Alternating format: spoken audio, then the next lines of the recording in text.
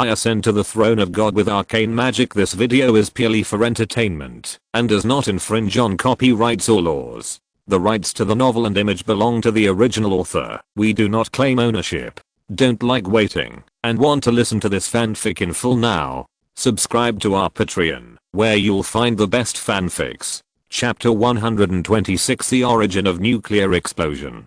The Royal School of Magic of Fez, the first magic workshop.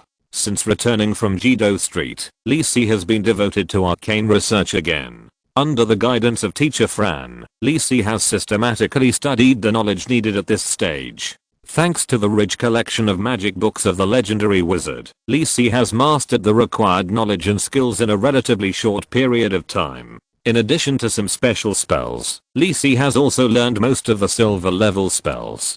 The rest is the process of continuous proficiency and research. As for the direction of future research, Lisi also has a general idea. With the talent of Almighty, he can master other professional expertise besides the mage. In addition to their own special effects, the common point of professional expertise is to provide numerical corrections for corresponding attributes. For example, Lisi's mage professional expertise, arcane thinking, can provide 2 times the numerical correction of intelligence attributes, and the warrior professional expertise, mastery of all martial arts, can provide 2 times the numerical correction of strength attributes. Similarly, when Lisi obtains other professional expertise, attributes such as agility and charm will also be improved accordingly. This is a huge advantage. Although Lisi has determined the future combat method and has the personal expertise of all methods return to the vault, Lisi, he can make full use of other attributes by using other professional skills. But Lisi has never been limited by a single expertise and combat technique. All methods return to the vault. Lisi represents more of Lisi's close combat techniques, and the magic used is mainly control, gain and other magic. What's more, as an arcane master, how could Lisi completely abandon the orthodox mage combat methods? I cannot use it, but I can't not know it. Mage. What I play is standing and casting. What I want is powerful spells. All fear comes from insufficient firepower. Nuclear explosion, the romance of men. In his previous life, Lisi, who had the talent of Flame God and specialized in fire spells, was a fan of powerful spells, and naturally he was quite good at these aspects. However, there is a problem. If Lisi follows the old path of his previous life, then other attributes besides intelligence will play a smaller role in battle, and at most make Lisi a little more powerful. For example, the damage caused by each spell, when displayed as data, is based on the basic damage and intelligence bonus. In this case, it is equivalent to not playing the advantages brought by the almighty talent. If it were an ordinary person, it might not matter. Anyway, it is not useless, and I don't want to spend this thought to think about it. But Lisi is different. He will not miss any opportunity to become stronger. If other attributes besides intelligence can be added to the spell skills used by Lisi, the power of the spell may exceed Lisi's imagination. Although this may seem outrageous to others, it is not completely impossible. For example, the magic swordsman profession in the Jaya world has a special professional expertise, which can obtain 1.5 times intelligence bonus, and 1.5 times strength bonus, which is also related to their attack method. Some of the skills of the magic swordsman are also affected by both intelligence and strength, but the amount of the addition is not as much as the single attribute addition of general skills. The total addition is still quite outstanding, which is also the advantage of the magic swordsman profession. Although Lisi already has the mage profession expertise, and can no longer obtain similar expertise, it doesn't matter. Lisi is an arcane master. He can completely analyze the spell skill model used by the magic swordsman, study and learn, and create exclusive magic with all attribute additions. For example, protective spells with strength and endurance attribute additions. For example, speed increasing spells with agility attribute additions. For example, control spells with mystery and charm attribute additions. Although it is still very far away and unrealistic, Lisi does not intend to give up, and is working towards this goal bit by bit. The Arcane Master is to achieve all kinds of impossibilities. Just when Lisi was working hard, on the first floor of the first magic workshop, The space fluctuated, and Fran Stevens appeared in the hall with Lisa. Fran looked a little tired. I don't know where he has been during this period of time, which made this legendary mage a little bit unbearable. Little Lisa, you have a very good talent, very good, and the path you will take in the future is also very clear. This time you went to the 4 elemental planes, and your connection with the origin of the 4 planes will be closer. Now you just need to specialize in the 4 basic element of the energy shaping spells. The process of mastering these 4 cornerstone laws is very easy. Until you become a legendary, the difficulty of your breakthrough was very low. But after becoming a legendary wizard, the difficulty of your progress will increase a lot. You must be clear in your mind. Fran gave his disciple earnest instructions. He has spent a lot of effort in the past few days. I understand, teacher. Lisa replied obediently. She was a little panicked when Fran took her away at first, but after spending some time with Fran, she realized that, although Fran looked young, he was indeed a very good and patient teacher. Lisa was not as nervous as she was at the beginning. She was much more relaxed when she was with Fran, and she really respected Fran as her teacher. Oh, Lisa is here too. Fran felt a little and found that another disciple, Lisa, was working hard in the workshop laboratory. Fran was quite satisfied with his first disciple and said cheerfully, Lisa is on the 2nd floor. You go find him. I won't send you back. These days have been very exhausting for me. After that, Fran disappeared in front of Lisa and teleported directly back to the bedroom on the 3rd floor to rest. Obviously, taking Lisa back and forth between the 4 elemental planes these days, even his legendary energy was a little bit exhausted. Lisa was in the first magic workshop for the first time, and she felt uncomfortable in this unfamiliar environment, and she missed her own library. When she went up to the 2nd floor, she saw Lisa standing in front of the experimental table not far away, writing and drawing something. Fearing that she would disturb Lisa did not go over to say hello, but sat down on the chair next to the door, raised her legs, and stepped on the chair, hugged her hands, and rested her little head on her knees, quietly watching Lisa's busy back. I don't know how long it took. Lisa suddenly woke up from the exploration of the spell model. Let's stop here today. Lisa touched his belly and made the decision. After putting away the experimental equipment, Lisa turned around and saw a person sitting on a chair next to the door. It was still the familiar cloak and the familiar figure, but this time the hood was not worn on the head. The long snow white hair was scattered on the chest like silk, the skin was like cream, and the elegant and delicate face had a trace of fatigue. The whole person curled up tightly and fell asleep on the chair. The well-behaved look was particularly moving. Is this waiting for me here after I come back? Looking at Lisa sleeping beautifully, Lisa didn't want to break this picture. Without waking her up, Lisa carefully picked up Lisa in his arms, letting Lisa's head rest gently on his shoulder. Feeling the soft and warm body in his arms, Lisa smiled and walked steadily towards home. Thanks to 3,000 starting coins from Don't Want to Drive, Just Want to Play Bad, 1,600 starting coins from Yashu, 1,000 starting coins from Ganchang Hualang, 500 starting coins from Eat Cheese Without Spitting the Skin, 228 starting coins from Shenmo Hope Star, 200 starting coins from When I'm Old and Bassy Husky, and 100 starting coins from Kiski, Jinbeizu, and Zibingayu. Thanks to all the brothers who gave monthly tickets and recommendation tickets to Tingayu. I love you so much. Chapter 127 The Girl's Thoughts. The next morning, at the Kane family mansion, Lisa came to the library with breakfast and pushed the door open. When he came back yesterday with Lisa in his arms, the servants in the mansion were quite surprised.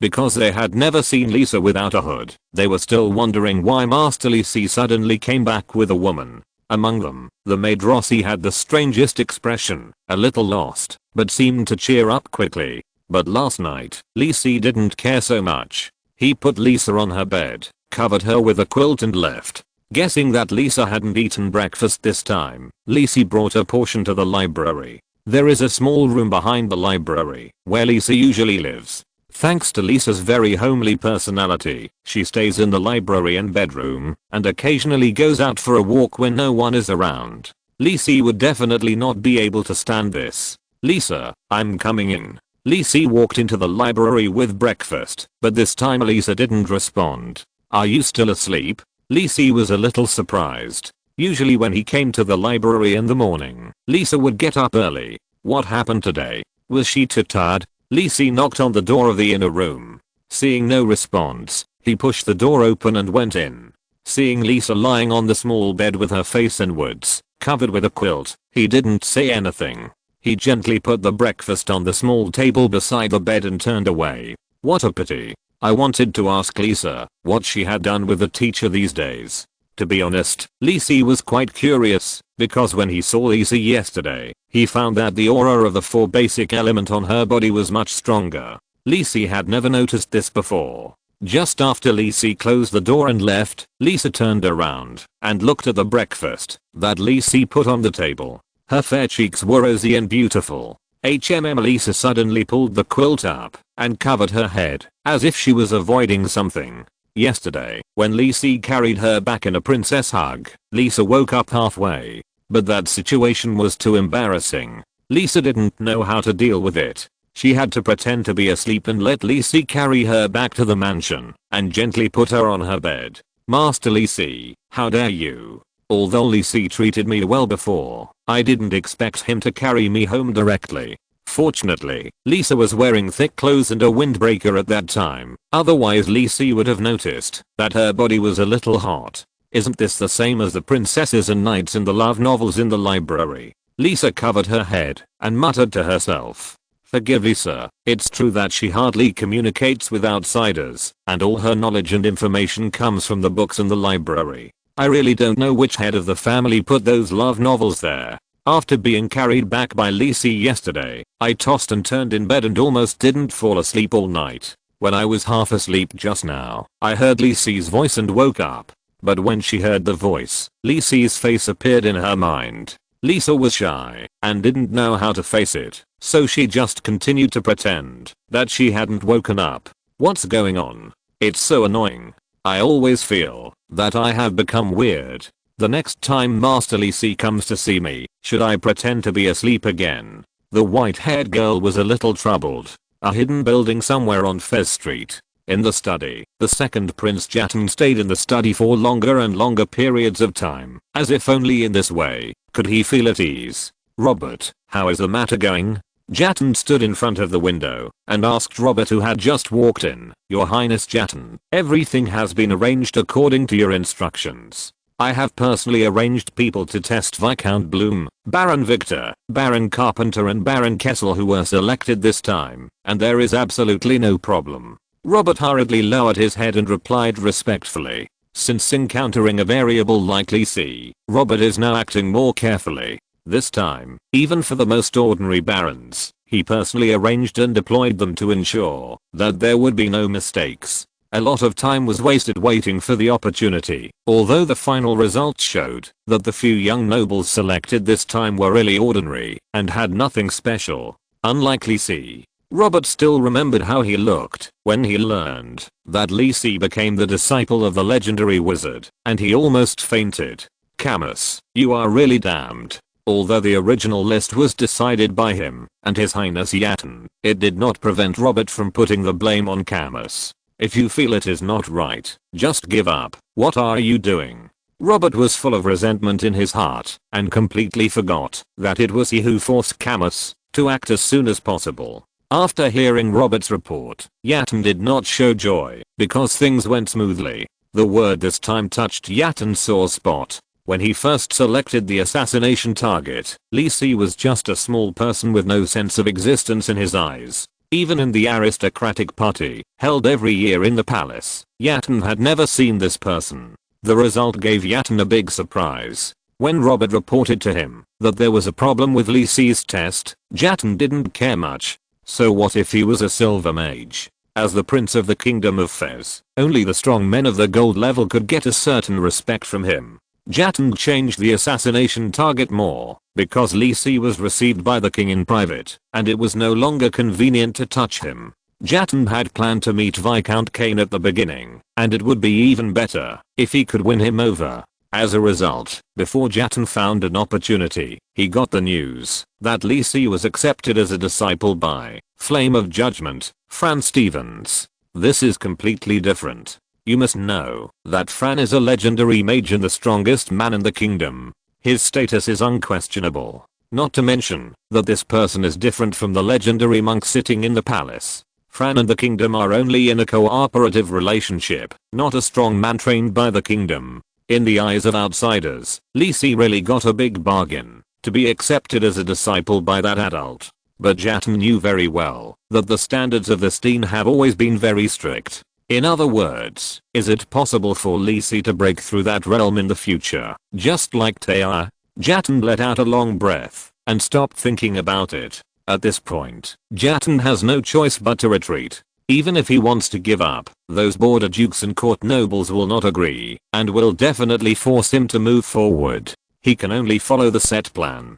Jatton clenched his fists and said in a deep voice, in this case, then notify everyone to proceed according to the plan on the day of the holy festival. Chapter 128. Are you mentally ill? In the morning, Lange Street. In Old Jack's shop. Old Jack got up very early today, not to clean the shop, or to say that, since he accepted Ashley as his apprentice, he has never done anything in his shop, and Ashley has taken care of everything. However, with her strength, she couldn't move those big things, and she just swept the floor and wiped the table, so Old Jack let her do it. Just when Old Jack was calculating the accounts of the past few days and planning whether to take little Ashley out for some experience, the door of the shop was pushed open from the outside. A tall and thin man walked in with a pale face. As soon as he came in, he looked around Old Jack's shop with interest. "What's the matter?" Old Jack frowned and looked at the man, asking impatiently. "Your shop is here. It should be okay for me to come in and buy something," the man said with a smile, not caring about Old Jack's bad attitude at all. If Lisi was at the scene, he would have recognized at a glance that this pale-faced man was the vampire Marion he had seen on Jido Street. Humph. Old Jack was a little unhappy, but he didn't say much. He didn't drive the customer out. Marion chuckled and walked around Old Jack's shop. The shop didn't have much space, and all the weapons and materials were roughly divided into several piles, which was very messy. But Marion was very patient and carefully checked them bit by bit. He would pick up a broken sword and a gem, and look at it for a while, before shaking his head and putting it down. Look at this serious posture, as if he was identifying antiques and curios, but this is neither an antique auction house nor a collection room of a great noble. This is just Old Jack's dark and narrow shop. Old Jack leaned on the recliner, playing with the gold coins one by one, but his eyes were fixed on Marion. At first, he didn't notice that, although this customer didn't reveal any special aura, Old Jack couldn't help but tense up. Although he looked polite and harmless, Old Jack's spiritual sense was faintly alerted. It seemed that the person standing there admiring the goods was not a normal person, but a monster in human skin. No longer urging, like at the beginning, Old Jack silently waited for Marion to check slowly there. After a long time, Marion finally looked at the aura and magic beast materials that Old Jack placed in the corner near the door. With a frown, he began to search among the broken and dirty weapons and armor that were placed together. Where is it? Marion did not come to Old Jack's shop to kill time. He was just looking for the Son of God near Lange Street. When he was looking for those traitors, he vaguely felt that there was some special atmosphere here. It was not those scum, but the pure blood fluctuations similar to those of the Blood Clan. Marion thought he had finally found the trace of the Son of God, but when he rushed over, he found that it was just an ordinary shop. There was only one owner in the store. Although he was a gold level assassin, he was just that. He had nothing to do with the Son of God that Lord Burns had told him about. Standing in the store, Marion had already determined that the aura he felt was not from the Son of God, but should be emitted by an item in the store. However, the aura was too weak, and Marion could not directly identify which item it was. However, Marion was not in a hurry. He had plenty of time, enough for him to check them one by one. As for Old Jack, although he was in a hurry, he had no choice. He was sure that the person in front of him was someone he could not afford to offend. After a while, the door of Old Jack's store was knocked again. Marion turned his head and took a look. chuckled and didn't care, and continued to look through various weapons. Old Jack did not move either. He already knew who was outside the door, but he did not react. At this time, it was Ashley who was outside the door, holding some food and a rag in her hand. Hearing no movement in the house, Ashley hesitated for a moment, remembering what old Jack had told her, after accepting her as his apprentice, gritted her teeth, and knocked on the door a few more times.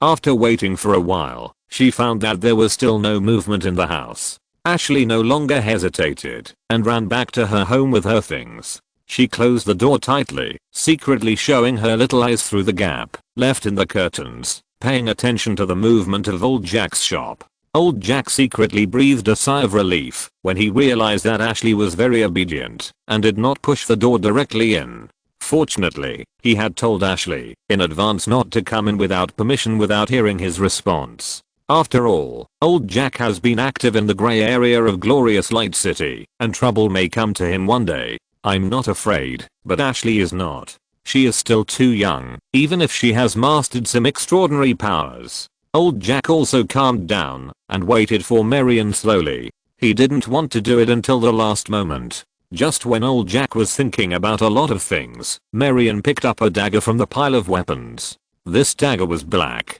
quite small, and looked quite ordinary. Unlike ordinary daggers, this dagger did not have the common blood groove design, and a hint of blood was faintly revealed on the tip of the blade. Marion held the dagger tightly in his right hand and waved it in the air a few times at a very fast speed, but there was no sound of the weapon breaking through the air. With a smile on his face, Marion said to old Jack, "Boss, I want this dagger. How much is it?" In fact, old Jack did not want to take the money. It would be better for this plague god to leave quickly, but looking at Marion's serious expression, he could only say, 100 gold coins. Marion took out a small bag and threw it on the table in front of old Jack. Old Jack opened it and saw that it was indeed gold coins, but it was not the circulating currency of the Kingdom of Fez, but the gold coins minted by the Kingdom of Leden in the south. Without paying attention to this, and without bothering to count the number, old Jack nodded and said, "No problem, this dagger is yours now." Marion laughed when he heard this, and wiped the dagger with his left hand, and a drop of blood like a ruby dripped on the dagger.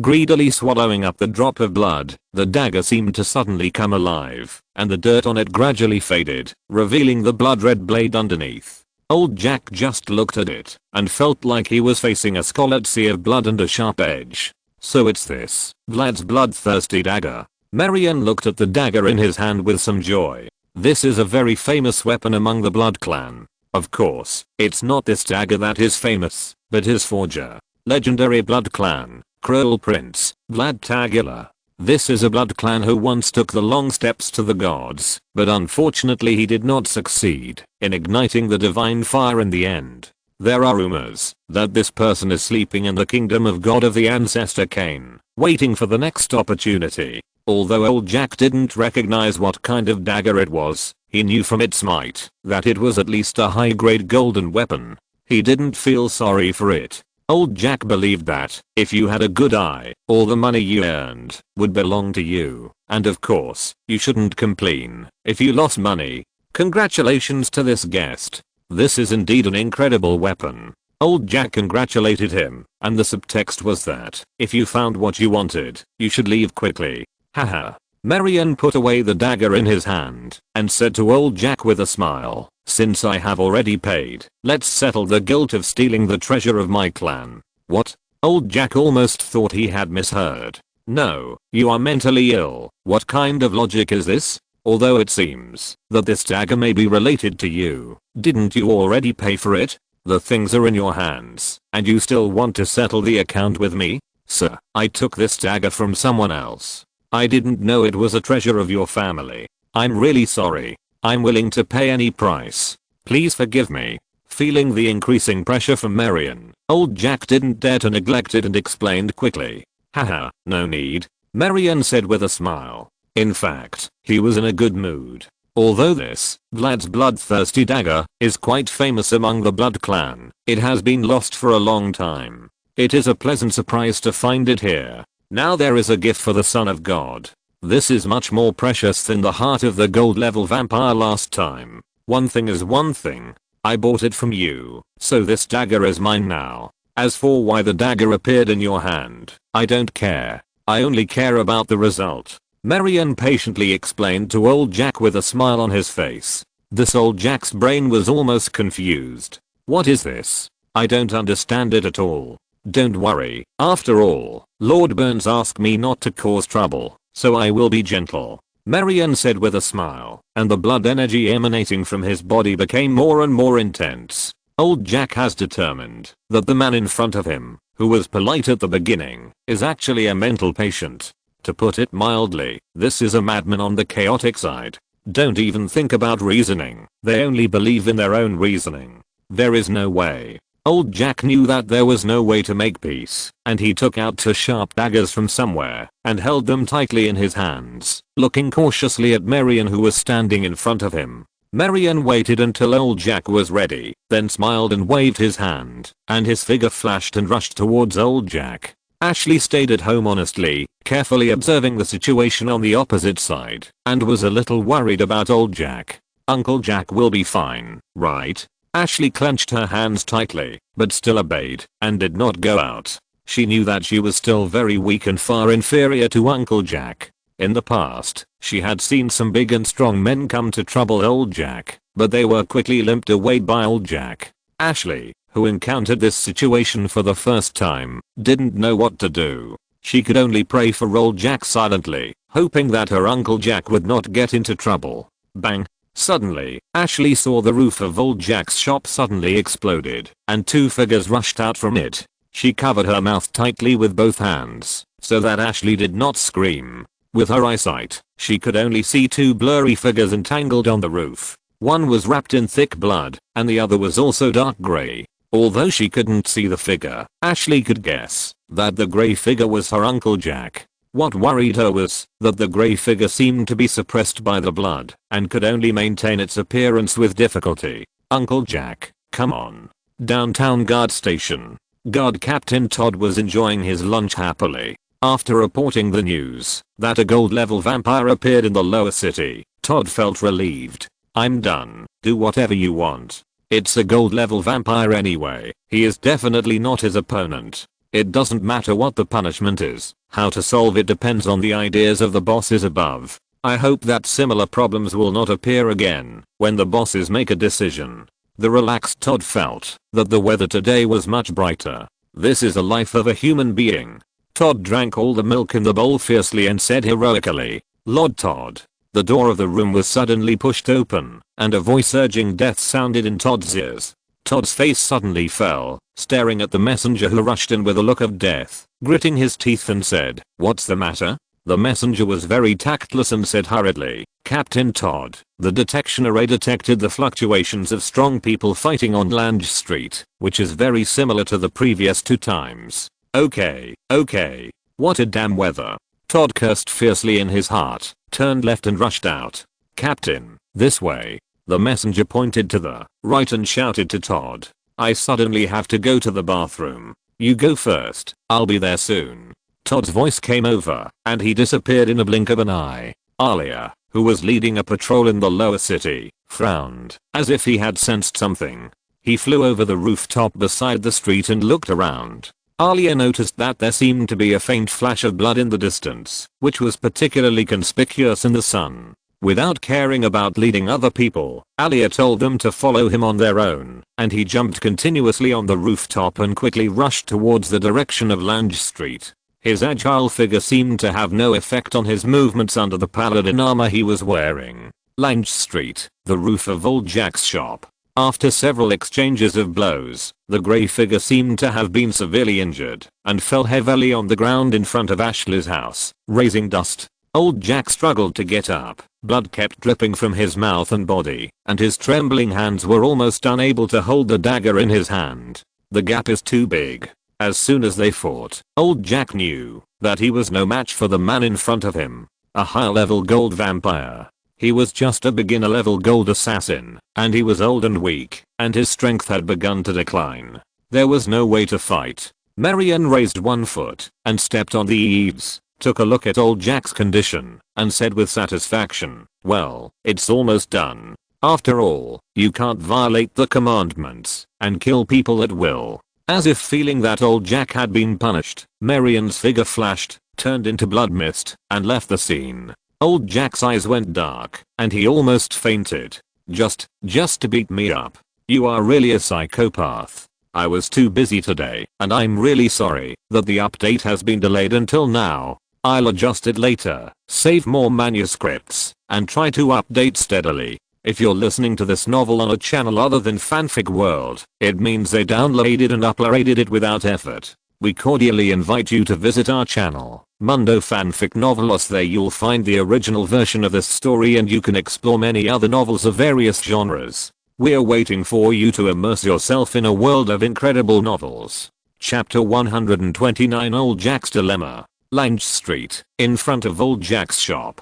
Seeing Marian's figure disappear on the roof, Old Jack could no longer hold on and fell to the ground. Uncle Jack. Ashley saw that the people who fought with Old Jack had left and quickly opened the door and ran to Old Jack. Looking at Old Jack, who was seriously injured and looked like he had been fished out of blood, Ashley tried her best to hold back her tears and took out her handkerchief to bandage Old Jack's wounds. This was the first time Ashley had seen the cruelty of the extraordinary world since she accepted Old Jack's teachings and mastered extraordinary powers. The weak will never have any room to resist in front of the strong. Old Jack exhaled heavily and waved his hand to stop Ashley's efforts. He knew how serious his injuries were, and this was not something that could be solved with a small handkerchief. But Old Jack didn't care about treating his injuries first, and there were many dangers waiting for Old Jack. It's not that he was worried that Marian would turn around and come back.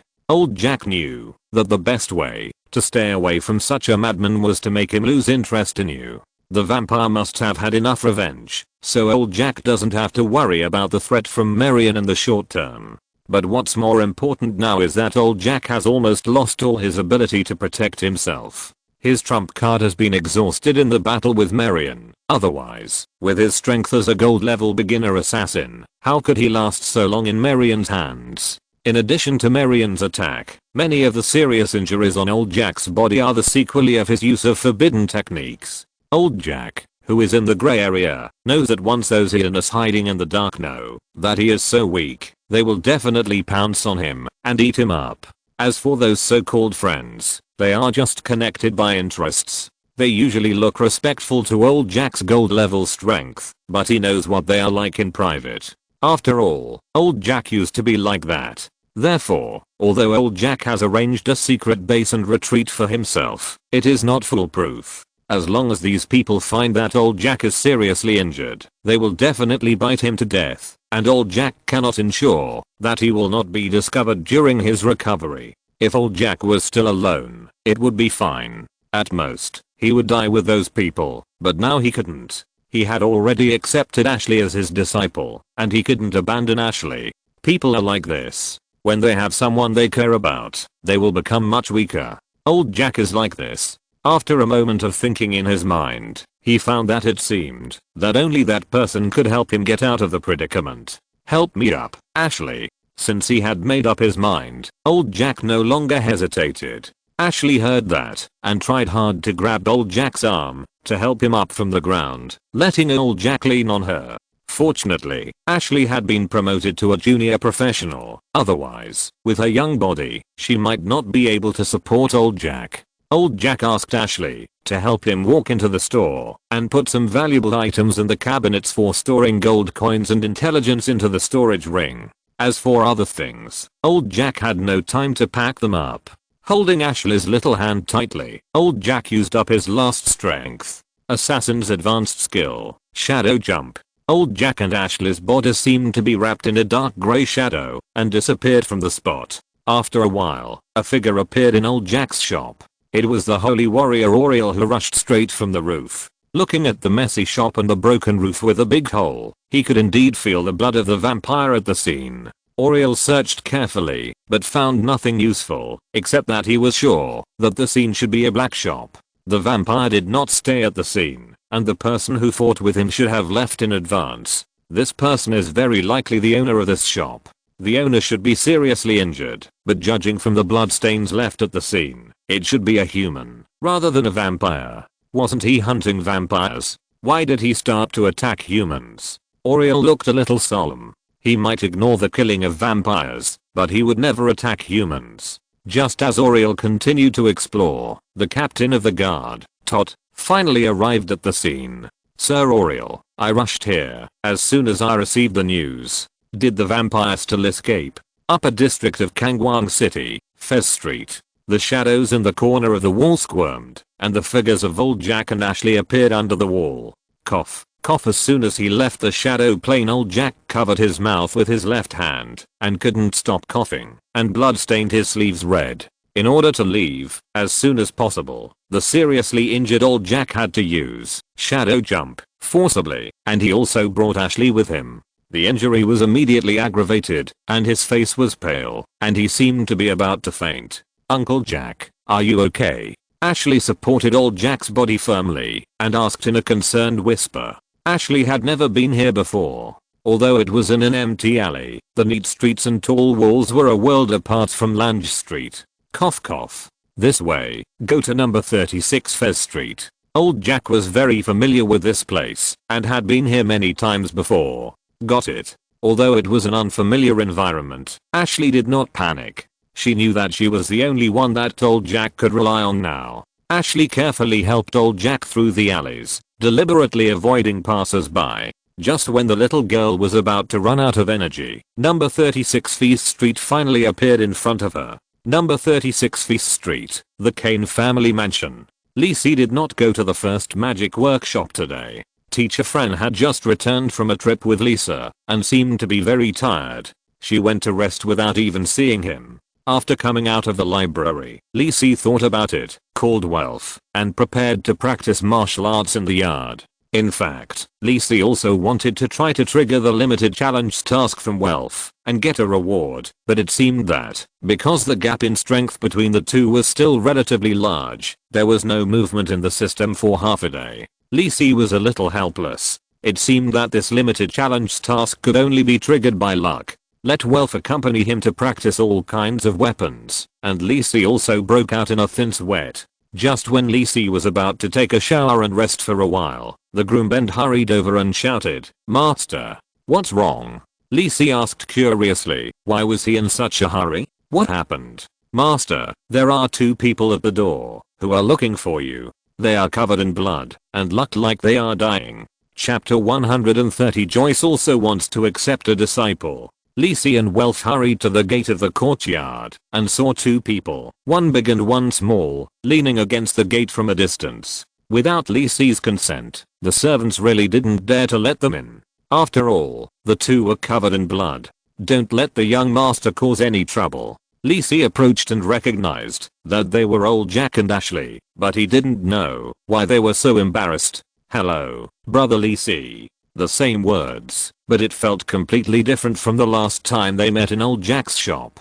Finally meeting a familiar person, Ashley, who had been strong all the time, revealed full of fear and uneasiness in her words. After all, she was just a little girl in her early teens, and it was not easy for her to hold on until now. Lisi didn't have time to ask Ashley. He found that old Jack had fainted, and the blood on the two was almost all old Jack's. Repair serious injuries. Taking out the emerald staff, Lisi cast this 3-ring transformation spell, which is the only set of spells that a mage can learn to treat injuries. There are also first ring spells, repair minor injuries, and second ring spells, repair moderate injuries.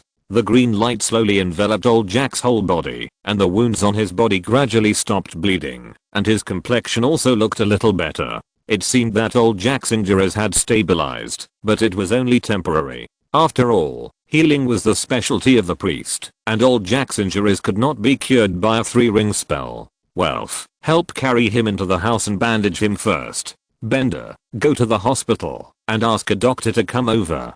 Don't save money and ask those unreliable ones. Under Lisi's instructions, everyone hurriedly began to act. In fact, compared with doctors, the healing spells cast by the priests of the church actually recover faster, but Lisi felt some special aura from old Jack. So in order to avoid trouble, it is better not to ask the church for the time being. Ashley watched eagerly from the side. She could see that Lacey was saving her Uncle Jack, so she didn't dare to interrupt him at all. Lacey arranged everything properly and watched Welf carry old Jack's somewhat hunched body into the room, and then he breathed a sigh of relief. Seeing Ashley standing obediently aside, Lacey thought for a moment, waved to Ashley, and took her to the living room to sit on the sofa. After pouring a cup of warm black tea in front of Ashley, Lacey asked softly, "Ashley, what happened? Why is old Jack so badly injured?" Sitting on the sofa, Ashley felt a little uneasy. Everything around her was like a dream to her. The well-manicured high-end courtyard, the neat and luxurious living room, the soft and comfortable sofa, and even the fragrance of the black tea in front of her. Ashley had never experienced it before. Hearing Lacey's question, Ashley said quickly, "Brother Lacey, I'm not sure either. This morning, when I went to Uncle Jack's store and knocked on the door, the uncle didn't respond. I went home and hid as the uncle told me before. I watched secretly. Uncle Jack and someone started fighting. It was so fast that I couldn't see anything clearly. I just saw a bloody figure. When it was over, Uncle Jack was seriously injured. The other party was standing on the roof. It seemed to be a very tall man. The tall man, the bloody figure, and the bloody smell that he had just sensed from old Jack made a figure appear in Lacey's mind, and the corners of his mouth grinned. No way. Could it be that Marion? How did old Jack provoke this guy? Lacey was a little confused. He knew old Jack's strength very well. The gold primary assassin was already a very powerful existence in the eyes of the players at the beginning of the game, but it was still far behind Marion. I didn't expect old Jack to be able to save his life from him, and he was so decisive and came directly to Lacey. Otherwise, staying in the mixed place of Langay Street, old Jack might not be able to survive with such a serious injury. However, it is not long before the game is launched, and Lacey remembers that old Jack should not have been injured during this period. He was a little puzzled, but he didn't know that this was the change brought about by Lacey's butterfly effect. Ashley saw that Lacey seemed to be thinking about something, so she sat there obediently without saying a word, because she was worried about old Jack, even if there were snacks and black tea that she had never seen before on the table in front of her. Ashley had no mood to taste them. At this time, the butler Joyce came over. He was not interested in the people Lacey brought back, but just fulfilled his duties as a butler and asked Lacey if he had any other arrangements. With a glance, Joyce suddenly saw Ashley sitting on the sofa and was a little surprised. This child. Joyce's eyes were involuntarily on Ashley. As a legendary shadow dancer, he had a very close connection with the shadow plane, so he could naturally find the specialness of Ashley. Just sitting there can faintly trigger the resonance of the shadow plane, and he is quite familiar with this situation. Joyce was somewhat delighted. He knew that this was a talent called Son of Shadow. For the possessor of this talent, the shadow plane was as free as a dragon returning to the sea. Although the Son of Shadow talent was not a legendary talent, it was already a very outstanding talent for assassins and thieves whose spell-like abilities depended on the shadow plane. You may ask, why Joyce knew this so clearly? Because he was the possessor of this talent. This was the first time Joyce had met someone with the same talent as himself. In addition to being surprised, Joyce somewhat understood Fran's idea. Such a suitable person appeared in front of him, and he really wanted to take her as his disciple. However, it seemed that this little girl was already a beginner assassin, and her foundation was not bad. She should have been taught by a teacher. Was it the seriously injured person? Joyce, who was thinking about it, pondered in his heart. As a legendary strongman, it stands to reason that anyone would rush to be his disciple, but Ashley was a little too young, so he still had to ask for the opinions of her elders. Joyce, is there something wrong? Lacey felt that Joyce had been standing aside in silence for a long time, and asked curiously. Joyce thought about it, and Lacey probably had guessed some things, and some things could be revealed a little. Master Lacey, I have something to tell you. HMM. Lacey was a little curious, and Joyce was a little strange. What did this big man of his want to do? Standing up, Lacey walked to the room next to him, and Joyce followed him. Master, are you familiar with the little girl who sat next to you just now. Ashley? I'm quite familiar with her, but Joyce should have never seen her. Could it be? Lee Si had a guess in his heart and said tentatively, I do know him. Joyce, what do you want? Joyce laughed. His expression relaxed and said, I want to take her as my apprentice. Chapter 131 The Legendary Assassin's Shock. Sure enough, Lee Si's mind was as clear as a mirror, and it was the same as he guessed. With the memory of his previous life, he knew that Ashley's talent was Son of Shadow, which was quite suitable for the assassin profession, but he didn't expect that even Joyce was tempted to accept her as his apprentice. And he told him so directly. Did he think that some things didn't need to be hidden from him anymore? Although Lee Si roughly guessed the situation of the Kane family, he could only pretend not to know until Joyce took the initiative to reveal it. Looking at this, Joyce should be sure that he has guessed something. After all, he has Fran, a great teammate, but he is not sure that he knows so much. What do you mean? Since the boss didn't intend to hide it, Lee Si naturally changed to a respectful title. I, Lee Si, mainly follow my heart. So when her elder wakes up, I want to ask for his opinion. Joyce looked at Lee Si with a smile, somewhat relieved. Lee Si has become so outstanding, which is why Joyce is willing to reveal his identity to him. If Lee Si was just an ordinary person, not knowing Joyce's identity would be the best protection for him. I understand. Don't worry. Lee Si nodded, understanding what the boss meant. He looked so serious that he almost patted his chest to make a promise. Boss, I will do the job, don't worry. Joyce nodded, still looking elegant, but in Lee Si's eyes, it was clearly the calmness and demeanor of a legendary strongman. Little Lee Si, since you have guessed something, I won't say much. When you have enough strength, I will tell you everything. In the future, you don't have to be so respectful. After all, your father and I are brothers. With the affirmation of the boss, Lee Si felt relieved. Joyce smiled. He was quite satisfied with Lee Si now. Where am I? Old Jack opened his eyes with difficulty. He felt pain all over his body and his limbs were weak. This made him, a gold level strongman, a little uncomfortable. When he opened his eyes, he saw not the familiar black of his own shop, but the dark yellow ceiling with fine patterns. Are you awake? It seems that the doctor we invited is quite skilled. He regained consciousness very quickly. Hearing this familiar voice, old Jack was in a trance for a while, before he realized who was talking. If there was no other way, I wouldn't want to come to you. Is the situation so serious? Lee Si was a little curious. After all, with old Jack's character, it is impossible that he didn't have a backup plan.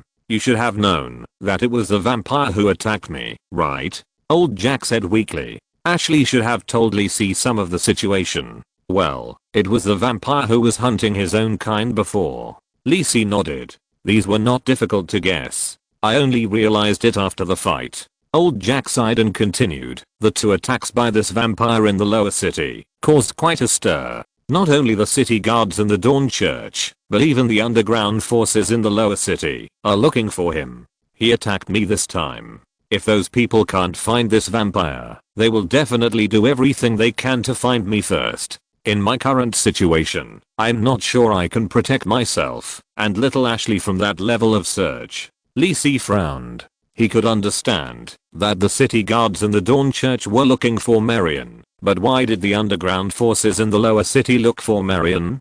To avenge those dead vampires. Lee Si didn't believe that there was such a brotherhood between those people. There must be something wrong. But that was the end of old Jack's intelligence. He didn't know what those dark forces hiding in the Kangwang city were thinking. Why did that vampire attack you? This was the question that Lee Si was most concerned about, because this matter was a little beyond Lee Si's expectations. There shouldn't have been such a situation in the plot of the previous life. Old Jack's face suddenly became very interesting, with a hint of fear in his anger. That guy is a lunatic, with a diseased brain. Lee Si was a little curious now. What was going on? However, after listening to old Jack's explanation, his face became strange, as if he wanted to laugh, but was embarrassed to laugh. You are really miserable. You got a treasure for free, and you were beaten up for no reason. Old Jack took a few deep breaths, adjusted his mood, and said to Lee Si seriously, I may have to trouble you during this period.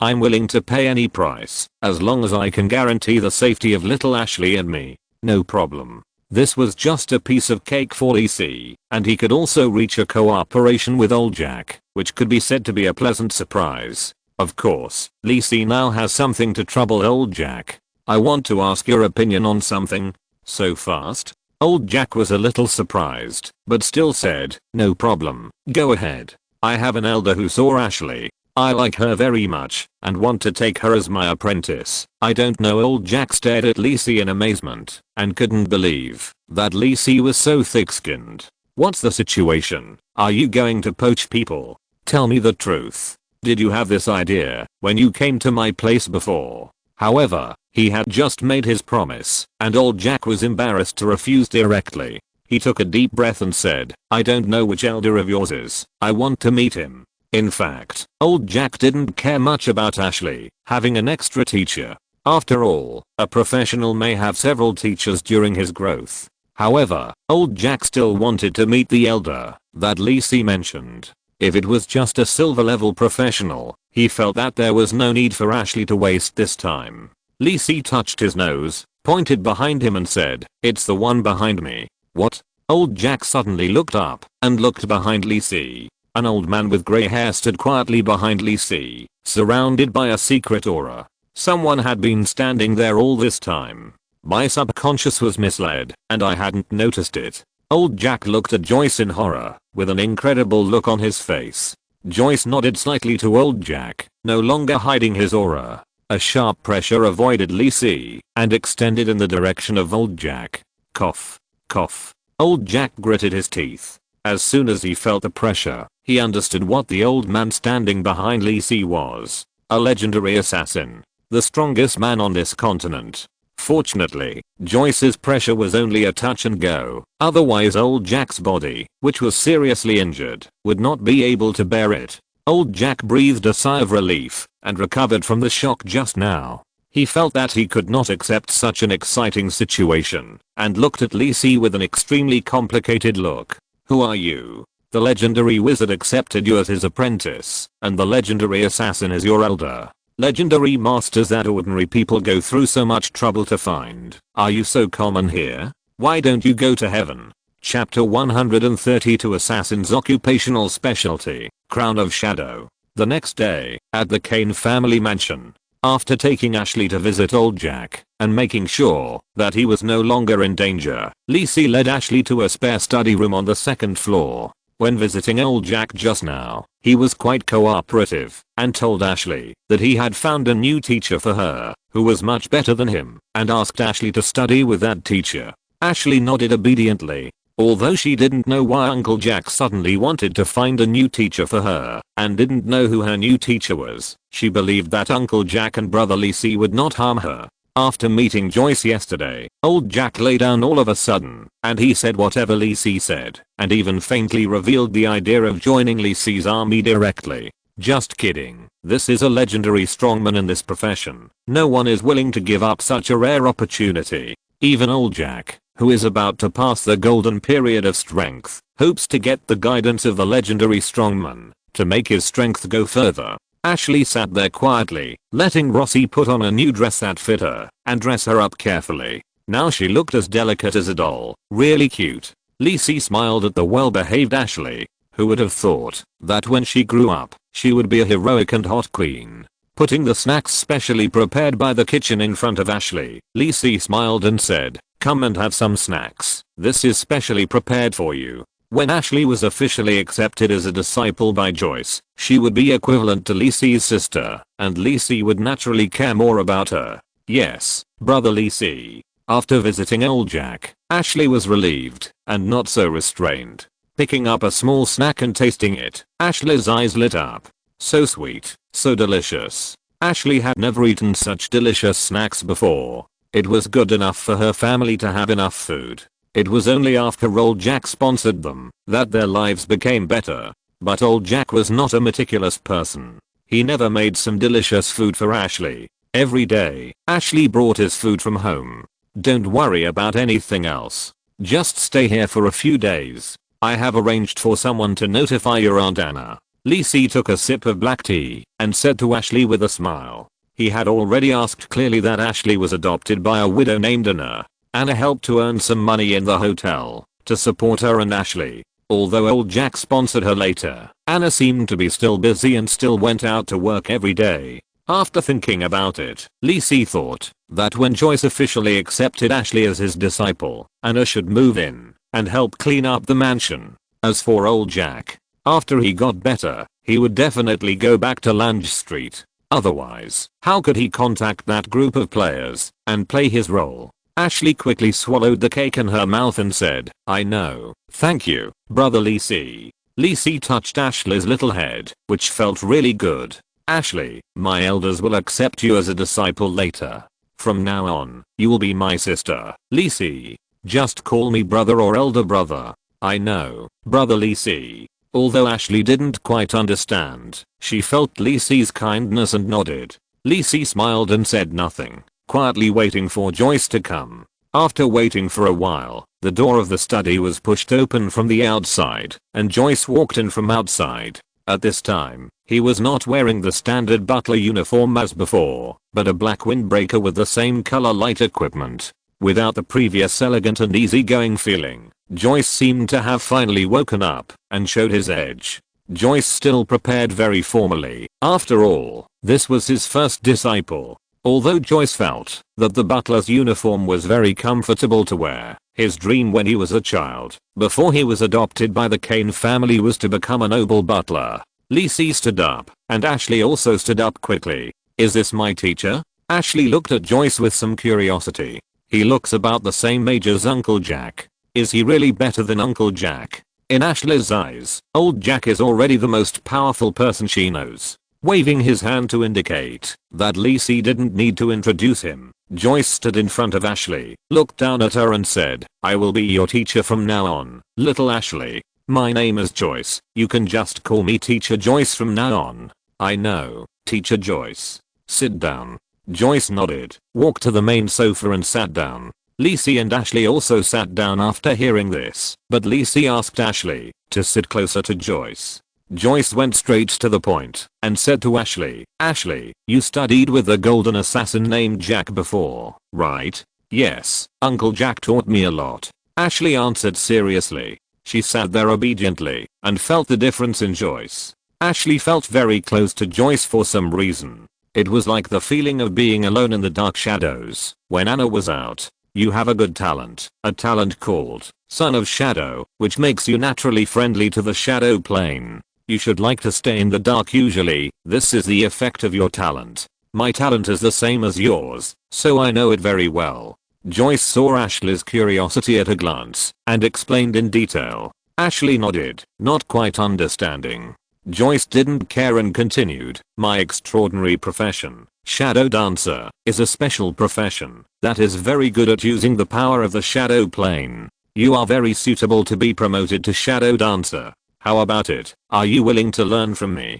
Joyce explained patiently. After all, Ashley was still very young and had just come into contact with the extraordinary world. If ordinary people heard the legendary strongman say this, they would fight for such an opportunity. Senior Joyce is a legendary assassin, one of the strongest in the entire kingdom. Lisi reminded on the side, worried that Ashley was still young and didn't know anything. If I learn this, can I be as strong as you, teacher? I want to protect Aunt Anna and Uncle Jack. Ashley heard the words the strongest in the kingdom and asked Joyce seriously. Joyce looked at the determination in the little girl's eyes and smiled. As long as you work hard, it's no problem. As a legendary strongman, he naturally believed that Ashley, who had the same talent, had that ability. I will try my best. Please teach me. Ashley stared at Joyce and said. She didn't want to see her relatives get hurt so badly again. Okay, from today on, you will learn from me. You still have a lot to learn, Joyce said with a smile and glanced at Lisi. Lisi understood that Joyce was going to start teaching students, which meant that he should leave first. However, how could Lisi miss such a good opportunity? Who knows, he might learn some useful assassin skills from Joyce. Uncle Joyce, I also want to sit in on the class, can I? Lisi said with a smile and made a request to sit in on the class. This kid You are a mage, what can you understand? Joyce smiled and shook his head, but didn't care. With the relationship between Lisi and him, he could sit in on the class. It would be good to gain some knowledge.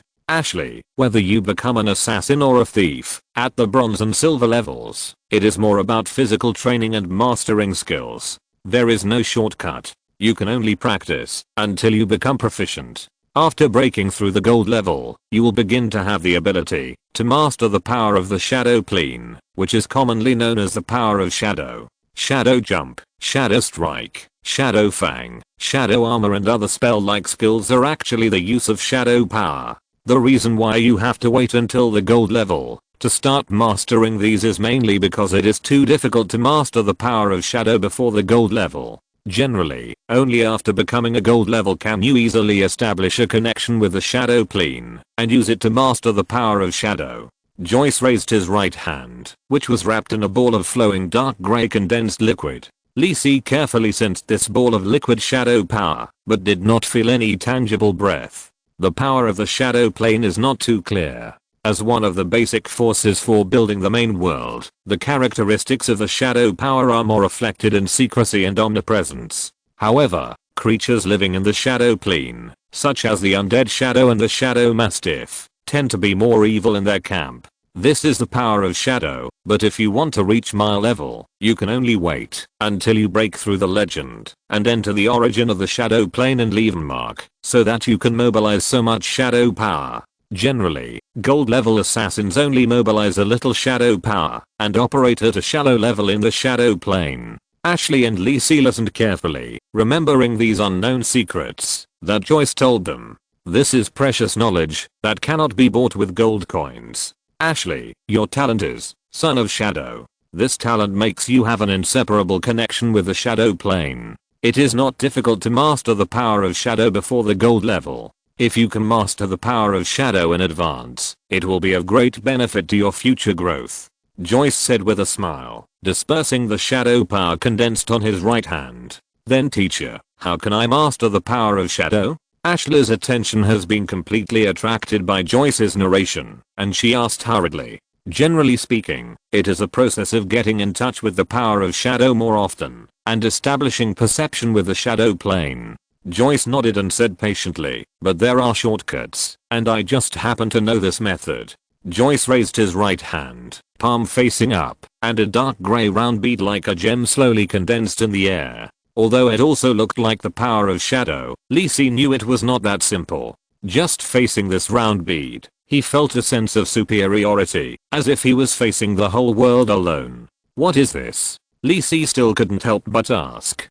Joyce glanced at Lisi and said, this is the original power of the shadow plane, which is very precious. It is higher than the ordinary shadow power, and can better help Ashley sense the shadow power. What should I do, Teacher Joyce? No need to do anything. Close your eyes. I will put this drop of original power into your body. Don't be distracted. Just feel it with all your strength, and leave the rest to the teacher. Joyce nodded and said, it sounds easy, but this operation is really too exaggerated. Perhaps only a legendary boss can do it. Ashley heard this, and closed her eyes and calmed down. Seeing this, Joyce gently sent the drop of shadow origin power in his hand to Ashley's forehead, and merged it into her body. Ashley sat there with her eyes closed, and dark grey air currents flowed under her skin. Gradually, the dark grey air currents became less and less, and Ashley's frown also relaxed. With a long sigh of relief, Joyce lowered his right hand from Ashley's forehead, and laid Ashley flat on the sofa. Did it succeed? Lisi asked after Joyce stood up. It should be fine. Now Ashley has started to absorb that drop of origin power. Just wait until she wakes up. Lisi nodded, and then asked curiously, can that drop of origin power help people master the power of shadow? It has this effect, but the requirements are also very high. If you want to use this method, you must be born with a high affinity with the shadow plane. Joyce said with a smile, and seemed to be very satisfied with Ashley's talent. Hey, do you think I have this talent? Lisi smiled embarrassedly. After watching the process of Ashley mastering the power of shadow, he also wanted to try it. Joyce was a little speechless. Why are you, a magician, joining in the fun? Although you can also use some spells, that rely on the shadow plane. Few magicians take this as their main practice direction. But seeing Lee Si's expectation, Joyce still did not refuse. Forget it, it's just a little more effort. Although the origin power of the shadow plane is precious, Joyce can still collect it, but he needs to dive into the deep shadow plane. Sit down. Joyce raised his hand, and another shadow origin power appeared in his hand. Lee Si quickly sat up straight, closed his eyes and waited. At this time, Joyce's heavy palm gently touched Lee Si's forehead, and a pure power poured into Lee Si's body. This power instantly spread throughout Lee Si's body. Lee Si felt that he had lost control of his body and seemed to be immersed in a deep shadow. Is it really not working? Joyce felt the origin power flowing in Lee Si's body, and there was no sign of integration. It was not unexpected, and Joyce was ready to take the origin power out of Lee Si's body. At this moment, Joyce noticed that a trace of the origin power dissipated directly in Lee Si's body. What's going on? At this time, a new message popped up on Lee Si's system panel. Shadow origin power detected. Activate hidden judgment. Assassin professional expertise. Shadow crown. Please vote for the monthly ticket. Thank you big guys. Chapter 133 My assassin mentor Joyce detected the power of the origin of shadow. Activate hidden judgment. Assassin professional specialty. Crown of shadow. Judgment. 1/3. Assassin basic profession judgment failed. Main profession is Arcanist. Your talent. Almighty. Effect activated. Judgment. 1/3. Past judgment. 2/3. Shadow plane origin power judgment passed. Judgment. 3/3. Agility attribute is greater than or equal to 20 points. Judgment passed. All judgments passed. You obtain the assassin professional specialty. Crown of shadow crown. Of shadow. Agility attribute gets 2 times value correction. Shadow plane affinity increases significantly. All shadow plane related skill levels +3. This effect can break the level cap. Joyce felt that Lee Si had absorbed all of his drop of origin power, put down his hand, and doubted his perception. Could it be that little Lee Si is also very talented in assassins? He absorbed it all. Why does it feel faster than Ashley? At this time, Lee Si did not rush to open his eyes. He felt the changes brought to his body by the sharp increase in agility attributes while pondering the system prompts. He did not expect that his assassin professional expertise would be obtained in this way, and it was a very powerful professional expertise, much better than the assassin professional expertise that Lee Si had planned to obtain before. It is estimated that Ashley should have also obtained the professional expertise of Shadow Crown. The first effect of the Shadow Crown expertise is to increase the affinity of the shadow plane. This effect is not to be mentioned. This is a huge improvement for the assassin's various spell-like abilities involving the shadow plane. Lee Si estimated that his original affinity for the shadow plane was just average, far worse than Ashley's, which is equivalent to greatly making up for Lee Si's shortcomings in this regard. The second effect is that all skills related to the shadow plane are +3 levels. Of course, if you only look at this effect, it may be average, but the important thing is the prompt behind it. This effect can break through the level cap. For general skills, players can increase the skill level to the upper limit of level 10 by investing experience. After that, the level cannot be improved by players' training and input of experience points. The higher the level of each skill, the better the skill damage and skill effect. Most importantly, the higher the skill level, the higher the corresponding judgment level, which is very important in high level battles. For example, it can exempt the negative effects of the opponent's skills. For example, it can break the upper limit of the opponent's shield. Therefore, the effect of breaking the skill level limit is always very precious and rare even in the late game. It's really good, thanks to Brother Joyce. Feeling that the changes in his body were over, Lee Si looked at his attribute panel. Name, Lee Si Kane race, human level. 50 HP. 10,225/10,225 mana. 37,974/37,974 status, normal experience. 0/100W, unallocated experience, 261,560 points. Main occupation, Arcanist. Intermediate, secondary occupation, non-talent. Almighty, legendary. Attributes, strength 357, attribute modification. Agility 359, attribute modification. Intelligence 749, attribute modification. Charisma 205, mysticism 176, stamina 179, luck 4, +3, free attribute points 0 specialties. Arcane thinking, mastery of all martial arts, crown of shadow. I will put the rest of the detailed effects and content in the free chapter later. After obtaining the assassin's professional specialty, crown of shadow, Lee Si's agility attribute also caught up. Lee Si opened his eyes and moved his body on the spot, feeling that he was much lighter and more flexible. This is the effect of improving the agility attribute. Although it cannot add health and mana like intelligence and strength attributes, its importance is self-evident. Joyce looked at Lee Si. He could already feel the unique fluctuations of the shadow plane from Lee Si. In other words, Lee Si really mastered it, and this is also the ability he wanted Ashley to master. Although Joyce did not have a panel, he also knew the ability of Shadow Crown. But shouldn't this only be mastered by the assassin profession? Joyce was a little curious about how Lee Si broke through this limitation. After Lee Si finished moving his body, he saw Joyce's inquiring eyes and knew that this big guy had discovered his peculiarity. But this was also within Lee Si's expectations. He had considered this situation before. Lee Si said to Joyce, "Uncle Joyce, I didn't tell you before that this is my talent. I don't know why I seem to be able to learn the skills of other professions. Do you remember when Welf and I were learning warrior skills and weapons? That's when I discovered it." Lee Si said this, took out a long sword from the storage ring, and used the warrior skill, Rage Slash, in the air. The light of the martial arts attached to the long sword confirmed that what Lee Si said was true. Joyce's eyes flashed with brilliance, and he said seriously, "So, you can also learn the professional skills of an assassin? It should be possible, but I haven't formally learned it yet." Joyce breathed a sigh of relief, a little surprised by Lee Si's talent. If it is true as Lee Si said, he can learn the skills of other professions, his talent is a bit terrifying. Anyway, as far as Joyce knows, he has never heard of such a talent. However, this is definitely a legendary talent, and it is also one of the most powerful at the legendary level. Although legendary talent does not necessarily mean that one is a strong person, Joyce himself does not have legendary talent, but he still stands at the top of this continent with his own efforts. But this is also a very high starting point for Lee Si. Joyce looked at Lee Si, his eyes full of satisfaction.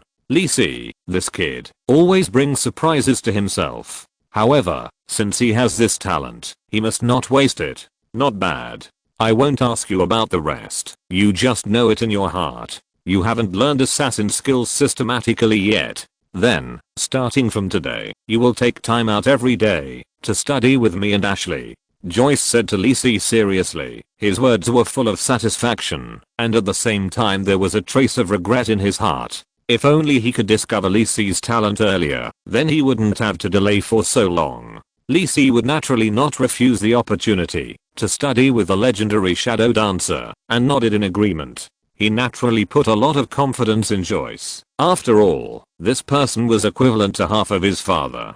This is why Lee Si was willing to reveal his talent in front of Joyce. After Ashley woke up, Joyce carefully checked her body. After confirming that Ashley had also mastered the Shadow Crown expertise, he took her and Lee Si to start the assassin training. The festival of the sacrifice is not far away. Please give me a monthly ticket. Thank you guys. Thanks. Chapter 134, My Lord Mala. Somewhere in the lower city, in the basement. In the middle of the room was a long stone table. Several people wearing black robes with deep auras sat around the stone table. The atmosphere was very depressing. "What's going on?" An angry voice sounded in the slightly dark room. The thick right arm exposed in the black robe smashed the stone table in front of him fiercely, and stone chips flew everywhere. The people sitting around the table didn't care. One of the thin black robed people shook his head and said, "Calm down, Petter. There's no point in being anxious. Things have already happened." "How can I calm down, Kaiser?" "This is related to the plan of my lord," the sturdy man named Petter said to the thin black-robed man, his tone full of uncontrollable anger.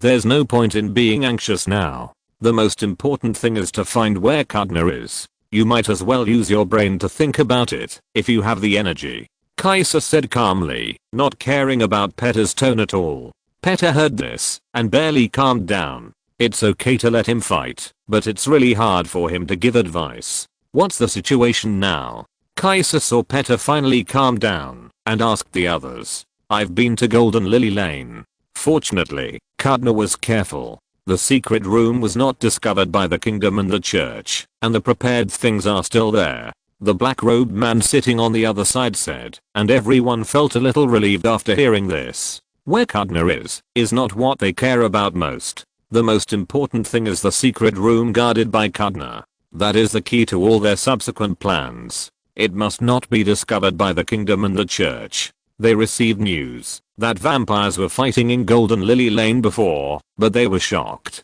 It stands to reason that at this stage of the plan, everyone should be lurking in the dark and will not take the initiative to cause trouble. Even Petter, who has the most violent and lawless personality among the crowd, is the same. After entering the Brilliant Light City, he honestly followed the arrangements and stayed in the secret room. After all, this time it is about the church's plan in the Brilliant Light City, and it is also God's will. As Kudna was a gold level vampire hiding in the Brilliant Light City, part of the plan was hidden in his base. I didn't expect such an accident to happen. After the incident, the kingdom and the church had been searching in Golden Lily Lane, and they had no chance to check the situation in the secret room. Finally, there was some good news. Even though Kudna was their colleague, a gold level strongman, in the eyes of everyone, he was not as important as the things stored in the secret room. Kaiser looked at the other two black-robed men and asked, "Angelo, Tash, are the secret rooms in your two places okay?" Kaiser heard the affirmative answers from the two and nodded, and the haze in his heart finally dissipated a little. Seeing the two shaking their heads, Kaiser, as the manipulator of the church's plan, finally felt relieved. It seemed that the plan should not have been flawed. The problem now is to find Kudna and ask him what happened. I don't know why. Recently the kingdom and the church have strengthened their patrols in the lower city, and the secret investigations have also increased a lot, which makes them a little restrained. This plan has almost consumed all the accumulation of the church in recent years, and there must not be any mistakes. As for Kudna, he is dead now. The black-robed man sitting in the seats said calmly, and everyone was stunned. Lord Dalton, Kudna is dead. He is a gold level strength. Petal couldn't believe it. Although he always looked down on Kudna, this insidious guy, at least his strength is not much weaker than his. So, even if the person who said this was the church's envoy, Petal couldn't help but ask. His soul fire has been extinguished here. The words of the envoy made others no longer doubt. If the soul fire is extinguished, then he is really dead. Envoy, what should we do next? Do we still need to investigate who killed Kudna? Or should we follow the previous plan? Kaiser asked respectfully. The decision-making of the plan was the responsibility of this envoy, and his strength was enough to convince everyone. Don't worry about Kudna. Don't do anything out of the plan now. Wait until all the preparations are completed. Also, go back and prepare. The final arrangement may be activated in advance at any time. Lord Dalton, is it necessary to do this? There should be plenty of time. Kaiser was a little surprised. If this happens, the final effect may not meet the expectations of the plan. The envoy was silent for a moment and said, Franz Stevens, the Flame of Judgment, has returned to Kangwang City in advance. He is different from Morris of the Dawn Church. The news of the envoy made everyone silent, and no longer doubted the decision of the envoy. The words Flame of Judgment weighed on their hearts like a mountain. Even crazy people like them did not dare to take action in front of the legend. If that person wanted to take action, the secret room arranged by everyone could not hide it from him. Don't worry too much. As long as we follow the plan, our Lord's arrangement can stop those legends. The envoy seemed to have noticed the worries of the people. He spoke in a calm tone, as if he was full of confidence in the handwriting of the gods. Everyone nodded. That trump card was the root of their plan, to stir up trouble in Kangwang City. Then any LO, Tash, you to continue to watch those two secret rooms. No more accidents can happen. Petter, you stay in the secret room in Kudna for the time being and are not allowed to go out. According to the request of the Lord of God, everyone should be prepared. If a special situation occurs, send a signal in time to directly activate the arranged magic circle. Kaiser's Kamais revealed a trace of madness. He stared at everyone and said, "Tell the believers not to be afraid. Death is not our end. We will eventually be reborn in the kingdom of our Lord." Everyone nodded in greeting. They would not be afraid to retreat after they had come this far. In other words, chaos and excitement are what they pursue. The Lord of God stood up from the main seat and reminded again. "That's it. Be careful when you go back. I don't want to see anyone end up like Kutner again." Everyone also stood up, but did not leave directly. Surrounding the stone table, the dim candle light on the table kept flickering, but it could not dispel the darkness here. Everyone chanted in a pious, but slightly crazy tone, "My Lord Malir, you are the master of all beasts. You are the embodiment of fear and wildness. My Lord Malir, you are the hunter in the wilderness. You are the protector of druids. My Lord Malir, the loyal believers pray to you. Your name will spread throughout the world. The fear of mortals will turn into your strength, and their awe will make you stronger. I beg you to lower your gaze and protect us as we move forward." Chapter 135 White Dove Chamber of Commerce. Kane Family Mansion. In the past few days, Lisi has been living a very busy life. During the day, he goes to the laboratory of the first magic workshop to practice his various new ideas. If he has any questions, he will ask Teacher Stevens. After returning to the mansion, he follows Joyce and Ashley to learn assassin skills, and his time is fully arranged. Not only has the research on Arcane made progress, but the assassin skills that Lisi has been missing are also being filled rapidly. Lisi's speed of learning new skills is too fast. Because of his solid foundation, some simple assassin skills can be learned by Joyce after a few demonstrations. As for some more special skills such as invisibility and stealth, Lisi gradually mastered them after thinking about them for a while. Later, Joyce even gave Lisi a special lesson and taught Lisi some high-level assassin skills. Because Lisi has the assassin professional specialty, Crown of Shadows, he can barely master them, but it is very difficult to use them normally in battle.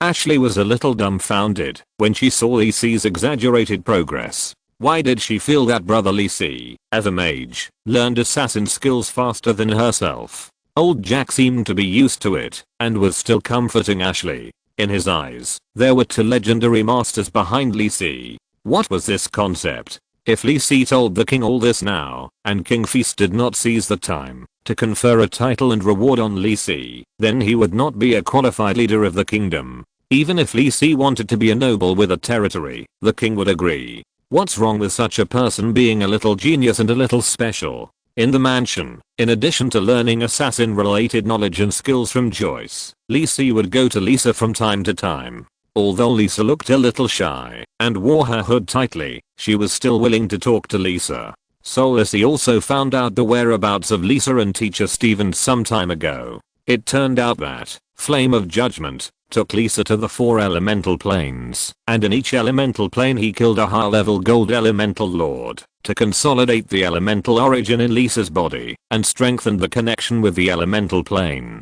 No wonder the breath of the 4 element on Lisa's body became so strong that Lisi could detect it. Teacher Stevens is indeed the strongest among humans. Not only does he take others to travel in different planes, but he also steals other people's homes. You know, legendary elemental giants are rare in other places, but there are quite a few in the 4 elemental planes, but they rarely have the opportunity to come to the main world. Lisa also told Lisi about the development direction arranged by Friend for her. It can only be said that this legendary mage is indeed unique in his vision, and this is indeed the most suitable path. As for the difficulties, after breaking through the legendary level, Lisi didn't think it was a big deal. After all, most professions don't even have the opportunity to touch the legendary field in their entire lives. Lisa's talent is already amazing enough, and the bottleneck of legend is not too difficult for her. After she breaks through the legendary level, there will be plenty of time to find the direction of further progress, and there is no need to worry about these things in advance. just as Lisi insisted on studying and exercising day after day. Mora also brought good news to Lisi. You said that the preliminary preparations are completed. Lisi sat on the sofa in the living room, stretched and said to Mora. He was just receiving specialized training on body flexibility from Joyce, and he was indeed a little sore. Well, the shop of our Chamber of Commerce has been taken care of, the staff has been arranged, and the business has started in advance. I notified you when it opened, but you said you were too busy to come. Mora also leaned on the sofa and rubbed his temples. He has been very busy recently. All the affairs of the Chamber of Commerce need him to make decisions. Lisi and Bernie are completely hands off and don't ask anything. It's all started. Lisi really didn't pay attention to it. It's okay to let him make decisions, but it's more appropriate to leave the specific affairs of the Chamber of Commerce to Mora, a professional. I remember that Bernie hasn't brought out the finished product yet. What are you selling now? The goods bought from the Kangwang United Chamber of Commerce at a low price. Mora said as if it was a matter of course. As a genuine businessman, it would be a waste if he didn't take advantage of this opportunity. Lisi shook his head helplessly. He didn't expect Mora to be so direct, but he thought that Duke had, and the others would not care about these. Okay, just know what you are doing. Since all these things were handed over to Mora, Lisi would naturally not interfere too much. Don't worry about my work. It's just for emergency use in the early stage. It will be fine when our own products come out, Mora said confidently. He knew the limit. After all, he was just borrowing power now to get the Chamber of Commerce up and running as soon as possible. As for how much money he made, it was not important now. Mora himself didn't care about this little money because the opportunity to make big money was still to come. By the way, I have arranged all the requirements you mentioned last time. The location is near the lower city. After all, you don't have any special requirements. The place is big over there, so I bought the land directly. Mora took a sip of black tea and said, these are small amounts of money. All the expenses added together are less than the cost of a store in the prime location of Feast Street, and that was purchased at a friendly price from the Feast Chamber of Commerce. Mora estimated that, if it weren't for Lisi's face, the price might be half more expensive. Do you want to take a look? Mora asked. After all, it was Lisi's arrangement, so he was quite concerned. Where is it in the lower city? Lisi thought about it and decided to take a look. After all, it was related to the player's plan to cut leaks. Cologne Street in the lower city. According to your requirements, I found a place close to Jido Street. Lisi nodded. This was also his requirement. After all, when players first entered this world, most of their activities revolved around Jido Street in the lower city. Then let's go. I have nothing to do right now, so let's go and take a look. Lisi stood up and was about to tell Ben to prepare the carriage. Mora hurriedly stopped Lisi and said unhappily, you have forgotten an important thing. What is it? Lisi asked curiously and recalled it carefully. The name of the Chamber of Commerce. If you, the big boss, don't decide, our Chamber of Commerce won't be able to hang up a sign. Don't tell me you haven't thought about it yet. Mora looked at Lisi with suspicion. During this period, his cooperation with other chambers of commerce was not very convenient because they had not determined the name. Lisi really hadn't thought about it and suddenly saw a group of white doves flying outside the window. How about calling it the White Dove Chamber of Commerce, bringing new peace to the world? If you're listening to this novel on a channel other than Fanfic World, it means they downloaded and uploaded it without effort. We cordially invite you to visit our channel, Mundo Fanfic Novelos. There you'll find the original version of this story and you can explore many other novels of various genres. We're waiting for you to immerse yourself in a world of incredible novels. Chapter 136. Goodbye Marion. Mora had no objection to the name, decided by Lisi. It sounded nice, but I didn't know why the white dove represented peace. Seeing that Mora had no objection, the name of the Chamber of Commerce was decided by the two. Lisi and Mora sat in the carriage driven by Bender and drove towards Cologne Street. With Mora's introduction, Lisi roughly checked the area purchased on Cologne Street. This area should have been a slum, although it was better than Lange Street, but not much better. The garbage on the roadside was piled up, and it seemed that no one cleaned it. Mora pointed to the deserted street in front of him and said to Lisi, I have bought all the houses on this small street. It should be enough for use. It doesn't matter if it's not enough. People around here are asking if we still want to buy houses. After all, the price we offer is quite fair. I will arrange for someone to clean it up later and you can move in. I had someone renovate the house at the corner of the street to sell food and daily necessities. It should meet your requirements. Lisi nodded with satisfaction. This situation is quite good. He has experienced the miserable situation of players who just entered the game in his previous life. Before he was promoted to a professional, he really slept in the open air and had no clothes to cover his body. And it's no big deal if the house is a little broken. If the player doesn't want to, he can build the house himself. The White Dove Chamber of Commerce can provide a one-stop service from materials, construction to decoration, as long as the player can afford it. By the way, buy the surrounding streets as well. You won't lose money. Lisi nodded and said, okay, I'll arrange for someone to go. Mora didn't care. The lower city area was big enough and cheap enough. With the strength of the White Dove Chamber of Commerce, there was no pressure to buy more. So who did you prepare so much for? I haven't heard that many people will come to Kangwang City recently. Compared with the reason for purchasing the property, Mora was more curious about who Lisi arranged it for. Haha, you will know when the sacrifice festival is coming. Lisi didn't answer directly, but smiled and said, okay. Seeing that Lisi didn't want to say it yet, Mora shrugged. Sacrifice festival, are they people who come to Kangwang City to participate in the celebration? Mora thought it shouldn't be. After all, the sacrifice festival is held once a year, and this year's sacrifice festival celebration has not heard of anything special. After coming out of Cologne Street, Lisi and Mora walked towards Jeddo Street. On Jeddo Street, Lisi also asked Mora to prepare a storefront base, not far from the Mercenary Guild, in preparation for recruiting players at that time. Lisi planned to recruit players in the name of recruiting people for the White Dove Chamber of Commerce. As for how to distinguish the players from the natives, it's a small problem. Just recruit those who behave strangely and look like mentally ill people. It will definitely be accurate in one move. Although the meaning of the game announcement is to suggest that players imitate the behavior of the natives and not be too conspicuous. But most of the players are chaosists, people who like to have fun and experts in committing suicide. It is indeed a difficult task to make them behave well and not make trouble. When the strength of the player group reaches a certain level in the future, it will really be unscrupulous and crazy. Many major forces are troubled by it. It is really troublesome to kill and lock them up. It was not until later that someone discovered that the players could be restricted by sealing methods, and the arrogance of the players was suppressed. After all, for the top forces in the Jaya world, there should not be too many means related to sealing. Just when Lisi and Mora came out of their own shop, Lisi seemed to notice something and turned his head to look to the other side. There was a man in a black tuxedo at the stall opposite. He was particularly conspicuous in Lisi's eyes. At this time, he seemed to be buying something at the street stall. He quietly asked Angela, who was lying on his shoulder, "Is it the vampire Marion?" "Yes." Angela stared at the man closely, and she also noticed Marion's existence. For some reason, Angela was still very concerned about this vampire named Marion, as if it was a blood relationship.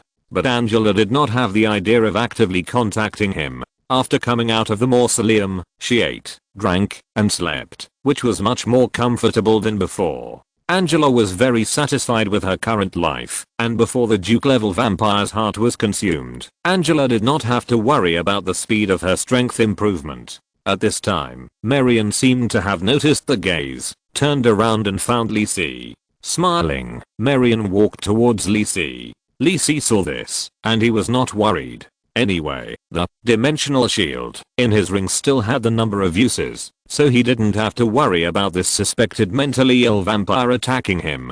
"Mora, go back first. I have something to do." Mora looked at Lisi's serious expression, nodded, and left the scene quickly without looking back. This is a tacit understanding between best friends. "See you again, Mr. Lisi Kane." Marion walked in front of Lisi, bowed slightly and said, "Hello, Mr. Marion." Lee Si looked at the Kangwang City roast chicken and fruit tea in Marian's hand, which seemed to be bought from a small stall just now. You say you have nothing to do with Angela. I don't believe it. Lee Si complained in his heart, but he didn't want to ask Marian directly about Angela. After all, Lee Si doubted the mental state of the vampire in front of him.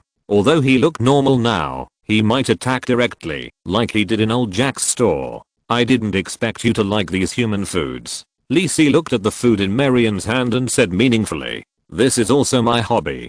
I think the greatest invention of mankind is all kinds of food. Every time I go out, I have to enjoy the food from all over the world. Marian said to Lee Si with a smile without hiding anything, and took a sip of the fruit tea in his hand. Is this your first time in Kangwang City? Lee Si refused the chicken leg handed over by the vampire and asked. It is indeed the first time. I have been staying in the south before and rarely come here. Marian also answered quite cooperatively, and calmly took back the chicken leg in his hand, and ate it in a few bites. What are you doing in Kangwang City? Lee Si saw that the other party was quite cooperative, and the truth was revealed.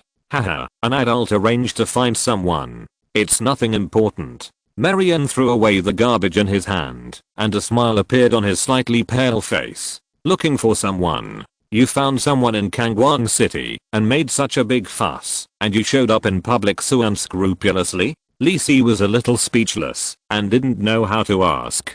Seeing that Lee Si did not continue, Marian asked, Sir Lee Si, you see that I'm so sincere, can you do me a favor? Because Tingayu is a part-time worker, it is a big challenge for Tingayu to update 6,000 words every day during this period. I don't have any manuscripts in reserve, so the update is not stable. Please forgive me. Tingayu is grateful. Tingayu will find time to adjust and accumulate some manuscripts in reserve so that I can guarantee a stable update time. Please forgive me, readers.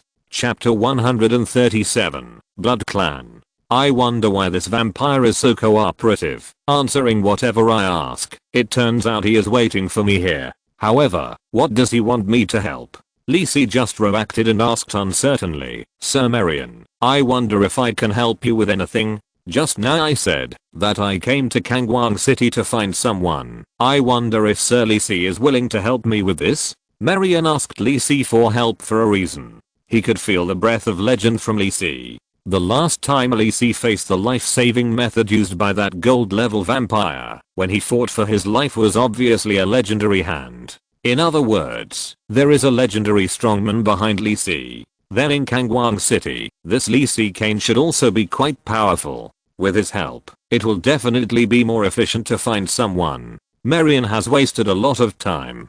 Although Prince Burns did not ask him to complete the task within a certain time, it would be bad if he delayed too long for the Son of God to leave Kangwang City. Who are you looking for? Lee Si was a little curious. After making such a big fuss, this vampire hasn't found that person yet. It's not convenient for me to tell you the specific situation. Please, Sir Lee Si, please help me keep an eye on the whereabouts of the vampires in the city. Marian said with a smile on his face. It's fine if it's just like this. How can I notify you then? Lee Si asked calmly, and he had begun to doubt in his heart. I don't really have a fixed residence in Kangwang City, but I come here every morning to enjoy the food. If Sir Lee Si has any news, you can come here to find me. Marian nodded with a smile and added, if you really help me find that person, I think I will give you a satisfactory reward.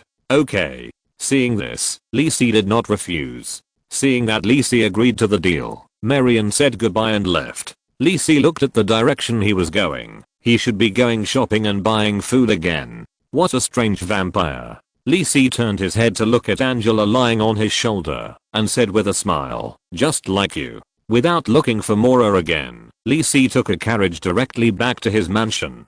This vampire named Marian is very strange. He is obviously very powerful, but he always gives me a feeling of being out of touch. What concerns Lee Si the most is that he said that the purpose of his coming to Kangwang City is to find someone, and he is looking for a vampire. I don't know why, but Lee Si always has a hunch. Marian's target is Angela. But strangely, when he met Marian twice, he did not react to Angela on his shoulder. Moreover, Marian and Angela's habits are very strange. They are obviously vampires, but they are not very keen on blood. Instead, they like other foods. This is completely different from the vampires that Lisi knows, and he has never encountered such an existence in his previous life. But there is a big boss in his family. Lisi was puzzled and decided to tell Joyce about Angela's situation to see if he could get any useful information from him. When he got home, Joyce was teaching Ashley in the courtyard, and Ashley was also studying very seriously.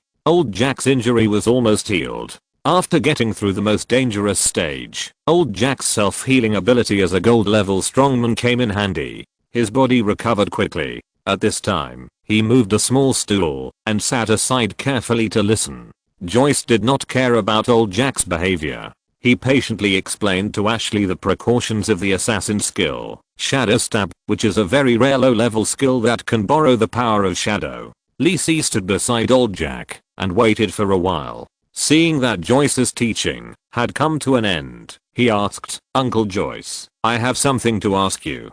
Joyce was not surprised to hear this. He nodded, and after telling Ashley a few words, he and Lisi came to the study on the second floor of the mansion. "Little Lisi, what's the matter?"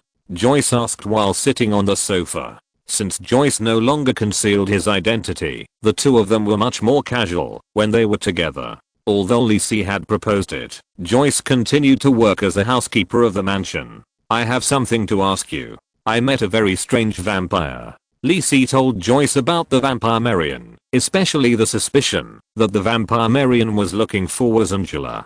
Joyce frowned. He usually went to the Assassin's Guild every once in a while to get the latest information. After all, he was also an honorary elder of the Assassin's Guild of Fennel Continent. However, he was busy teaching Lisi and Ashley recently and had not been to the Assassin's Guild for a while, so he was not really clear about the commotion in the lower city.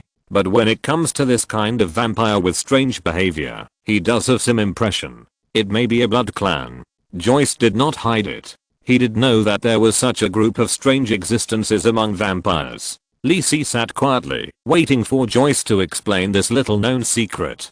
Just like the little bat on your shoulder, that group of vampires is very strange. They rarely suck the blood of other creatures, and they don't seem to have the same bloodthirsty impulse as normal vampires. Their number is very small, and they seem to only be active in a few human kingdoms in the south adjacent to the Navia forest on the Fana continent. They generally call themselves Blood Clan, and are quite hostile to normal vampires, and can even be said to be mortal enemies. No one knows why.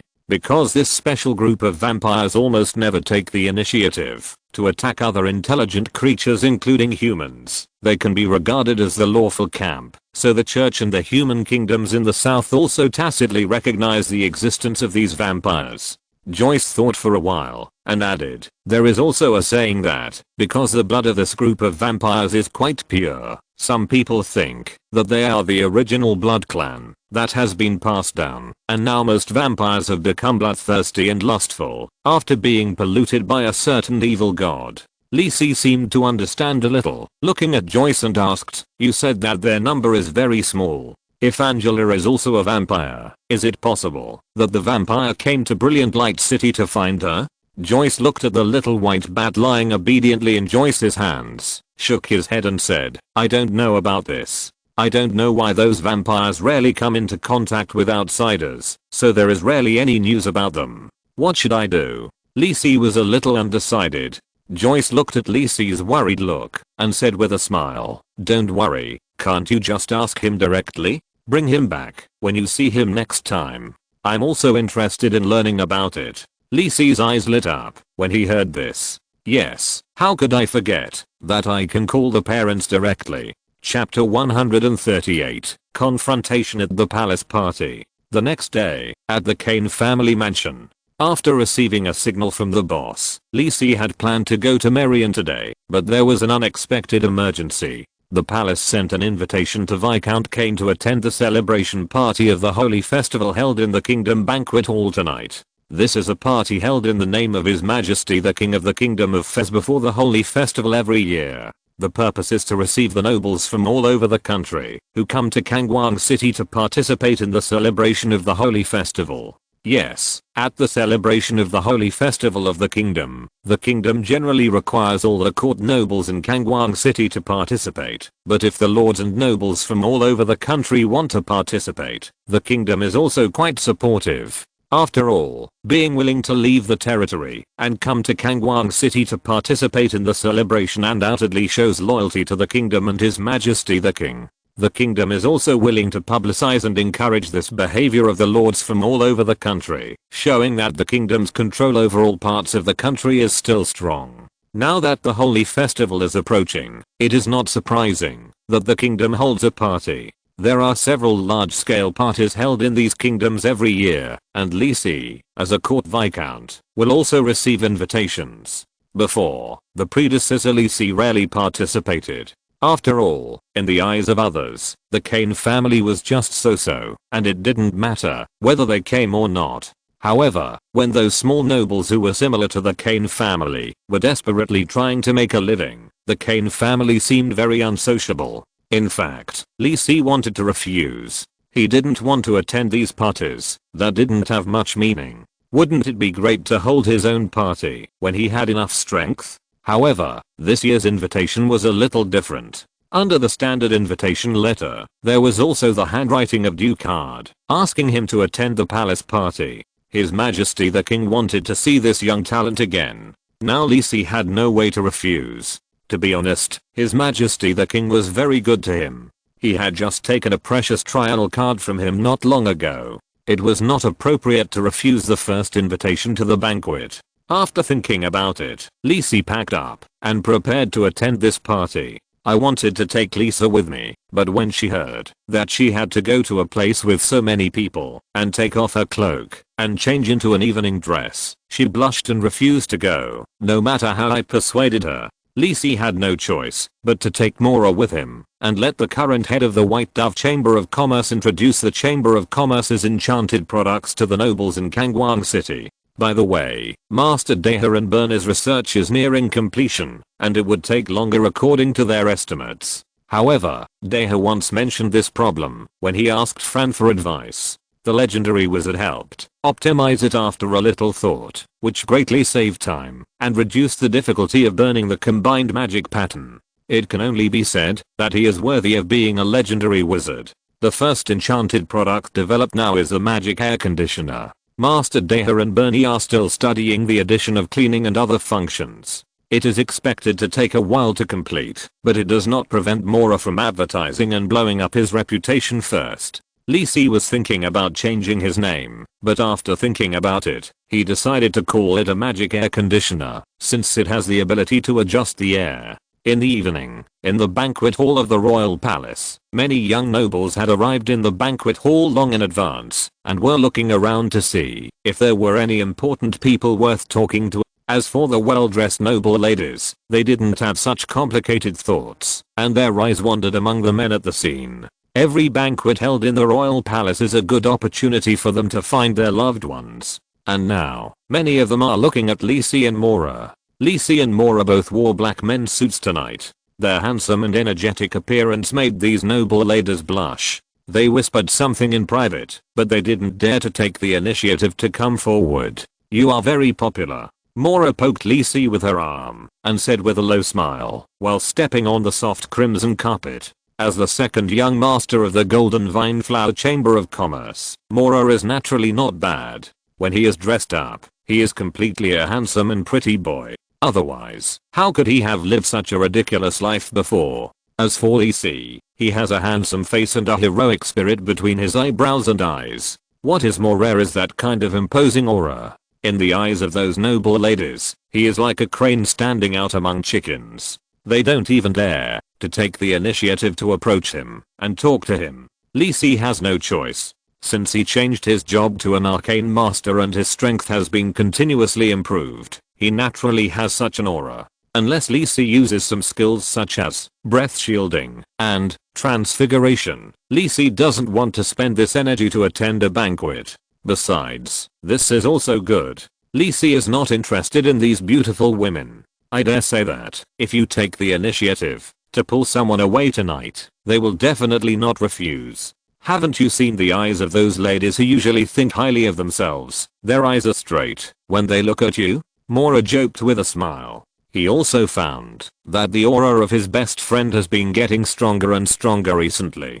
"Go do your job, or why did I bring you here?" Lisi glanced at Mora unhappily. Baron Karl usually brought his edge on Karl to such occasions, and Mora had no chance to attend. However, it was no problem for Lisi to bring Mora with him this time, and it was also a good opportunity for Mora to expand his network. "Okay, the big boss asked me to go right away," Mora said with a smile, took a glass of wine from the waiter beside him, and walked towards the crowd of people talking not far away.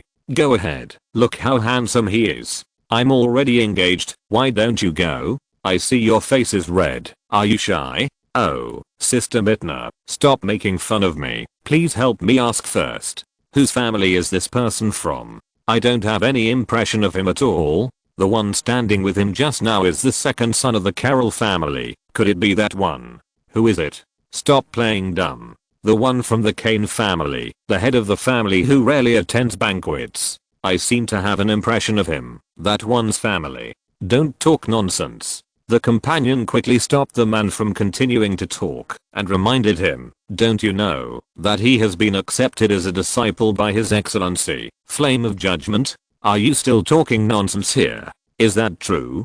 "Thank you very much." The man nodded with lingering fear. He did say the wrong thing, and it should not have been heard by others. Turning around and carefully looking around, he found that Lisi was looking at him with a wine glass in his hand. He felt cold in his heart and hurriedly lowered his head and pulled his companion away from here. Lisi reluctantly withdrew his gaze. His agility attribute had improved. In addition to his speed of movement and attack, his perception seemed to be much sharper. He heard the conversations of the people around him clearly. Just when Lisi was thinking about whether to go to another place to kill time before the king arrived, suddenly, the conversations around him became more lively, and a blond man with a handsome face walked towards Lisi. "The second prince of the kingdom of Fees, Jatan Fees. Is he here to see me?" Lisi looked at the second prince who was walking towards him with some curiosity. This was the first time he had come into contact with this prince after his rebirth. "Your Excellency Liskane." Jatan stopped in front of Lisi, and a smile squeezed out of his always serious face. "Yes, it's an honor to meet you, Your Highness Jatan." Lisi said so, but he didn't even salute, looking directly into Jatan's eyes. Jatan didn't care about Lisi's somewhat impolite behavior, or rather, the meaning of this situation made him feel more gloomy. "This is the first time I have met Lord Lisi. He is indeed a talented person who has been accepted as a disciple by Lord Flame of Judgment. He is truly extraordinary," Jatan praised. "Although he is the second prince, he is already in his 30s. It is not a problem for others to praise Lisi in this tone. Thanks to the teacher's kindness, I have this opportunity to learn from the teacher." Lisi replied indifferently. He wanted to know what medicine Jatan was selling in his gourd. The nobles not far away were shocked when they heard the second prince publicly say that Kane was accepted as a disciple by the legendary wizard, and Lisi directly admitted it. It was just a rumor before, but now it has been confirmed by the person involved, so it can't be wrong. The Kane family is going to soar to the sky. Everyone cast envious eyes on Lisi, and some even started to look at their daughters. Neither Jatan nor Lisi paid attention to the reactions of the people around them.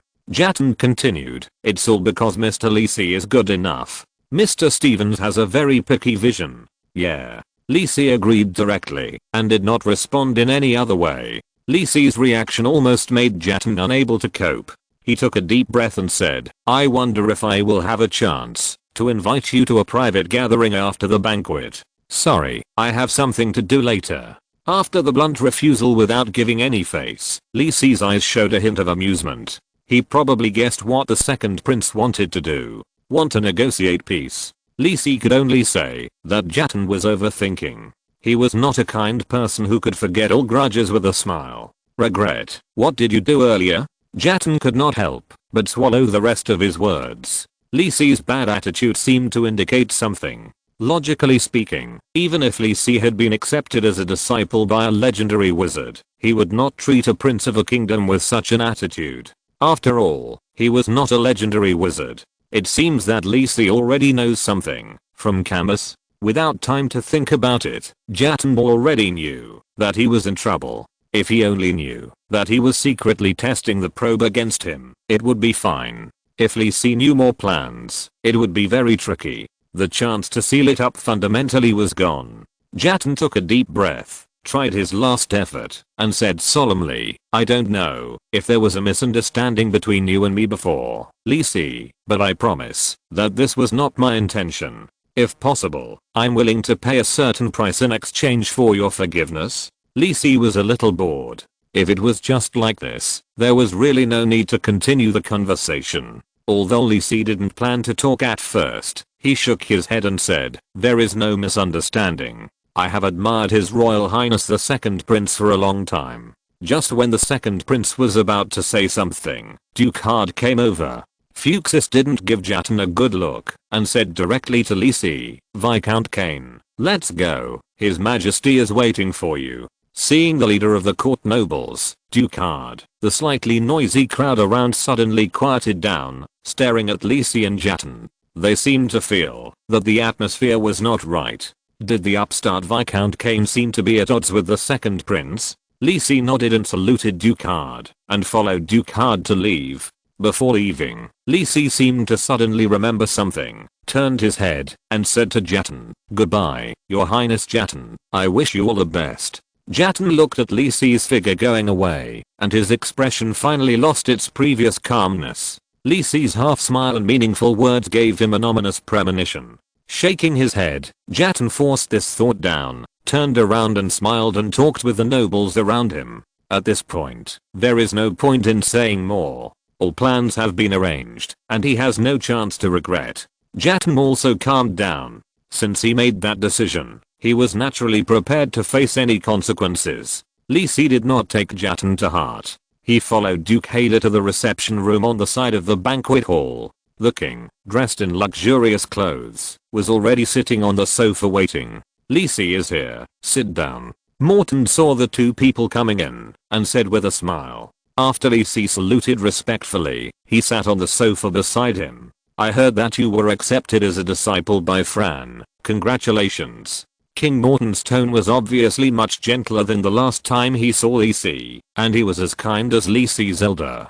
Thank you for your concern, Your Majesty. I have been studying with the teacher during this period, Lisi said politely. It seems that the kingdom did not know that teacher Stevens also accepted Lisa as a disciple.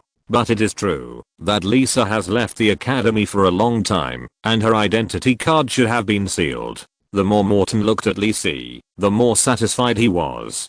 Being accepted as a disciple by the Flame of Judgment, he would have the opportunity to break through and become a legend in the future. The kingdom must win over such talents. Does our little Lisi have a sweetheart? Duke had suddenly asked from the side. Morton smiled and did not stop Fuchs's question. Lisi looked up at the two of them. What do you want to do? Not yet. Fuchs glanced at Morton and continued. Lisi, you are almost 20 years old, and it's time to get married. As the head of the court nobles, do you need me to introduce you, Lisi? Oh, the map of Yan State is so short? Lisi was a little surprised. He thought that the kingdom would do something to win him over, but he didn't expect that this was the idea. Just when Lisi was thinking about how to refuse, Morton spoke. Don't be so tactful, Fuchsy. Little Lisi, what do you think of my daughter Taya? Chapter 139 Engagement and Anchor. Little Lisi, what do you think of my daughter Taya? Lisi was a little stunned when he heard the king's words. Is it so direct? Duke Had's meaning is very clear. He wants to strengthen the relationship between the two sides through marriage. This is also the most common thing for the nobles in the kingdom. Marriage is also the future of most noble children who have no way out. However, King Morton's proposal did surprise Lisi. You know, Taya is not an ordinary person. With legendary talent, she is the future pearl of the kingdom. The old king is willing to let Lisi and Taya marry.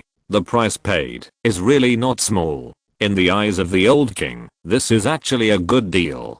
Although Taya has a good talent and is praised by the legendary monk in the palace as having the potential to break through the legend in the future, the old king is not Lee Si and is not sure whether Taya can do this in the future. But Lee Si can be accepted as a disciple by Flame of Judgment, so his talent must be no weaker than Taya. He is already one of the best young people in the kingdom and is definitely worthy of Taya. What's more, if Lee Si married Taya, it would be equivalent to Lee Si being tightly tied to the carriage of the kingdom of Feast. Even if he did not break through to the legendary level in the future, it would be regarded as strengthening the connection between Flame of Judgment and the kingdom. Lee Si hesitated a little, not because he did not like Taya. To be honest, who does not love the heroic Valkyrie on the battlefield in the previous life? After Taya inherited the throne, there was even a group of players squatting outside the palace every day waiting to sneak attack the queen, even if they were killed by the guards every time. But to be honest, Lee Si could not accept the stage of marrying and starting a family all of a sudden. He has only been in the world of divine revelation for a few months. Even though he has met so many people, witnessed many wonderful things in the extraordinary world, and mastered various extraordinary abilities. But in his heart, there is still a faint feeling of unreality. Before, Lee Si faced the coming crisis and the people he met with the mentality of a strategy game. Whether it is Yazan, Lisa and Joyce, even the Brotherhood with Bernie, Mora and others, it is more of a natural reaction of this body. Or, Lee Si has been playing the role of Lee Si Kane. Although Lee Si in his previous life was a game god and had his own studio, he was just an ordinary person after all. Suddenly coming to a familiar, but actually quite unfamiliar world, facing various characters in the previous life game, Lee Si seemed to have to hold on to the identity of Viscount Kane to feel at ease. He also knew that this was a real world, and everyone was real, and no longer an NPC in the previous life game, but his mentality was not really integrated into this world. If Duke Hard wanted to introduce Lee Si to a noble woman he didn't know at all, Lee Si would definitely refuse cleanly. However, when King Fez said that he wanted to marry Princess Taya to Lee Si, it was like a hammer that broke the protective layer hidden in Lee Si's heart. Taya, including Lisa, it would be a lie to say that Lee Si didn't like them. Who doesn't like the beautiful NPCs in the game? Ask a player of the game Shenqi, do you like Princess Taya? He will definitely tell you clearly, just kidding, she is my wife, okay. Even Lee Si can say without hesitation that 30, female character, is my goddess. But when Lee Si really faced this situation, he was a little timid and confused. Do you want to agree? At this time, as long as Lee Si nodded, the king could directly finalize the marriage. Lee Si's mind was a little confused at the moment, and to outsiders, it seemed that Lee Si was stunned. Fusis frowned slightly, thinking that Lee Si's current appearance was a little rude in front of the king. When he was about to remind him, Morton raised his hand to stop Fusis again. Little Lee Si, do you have any questions? Morton asked with a smile looking at Lee Si. Lee Si raised his head and looked at the gentle king sitting in front of him and asked involuntarily, Your Majesty, do you think I'm worthy of Princess Taya? Fusis frowned even deeper. What was the situation with Viscount Kane? He could say such rude words. Where was his previous shrewdness? Morton was also stunned. He wanted to say a few polite words, but when he saw Lee Si's confused and fearful eyes, he stopped talking before he said anything. After a moment of silence, Morton slowly said, I don't know what you are thinking, but I didn't do it on impulse. You were very low-key before, so low-key that I didn't have any impression of you at all. His Majesty the King smiled and said, but your recent performance surprised me. There is such a young talent in Kangwang City, which shows that I was short-sighted before. You can believe me, or you can believe yourself. If you are not excellent now, how can I bear to marry my baby daughter to you? Yes. No matter why he came to this world, Lee Si is now Viscount Kane.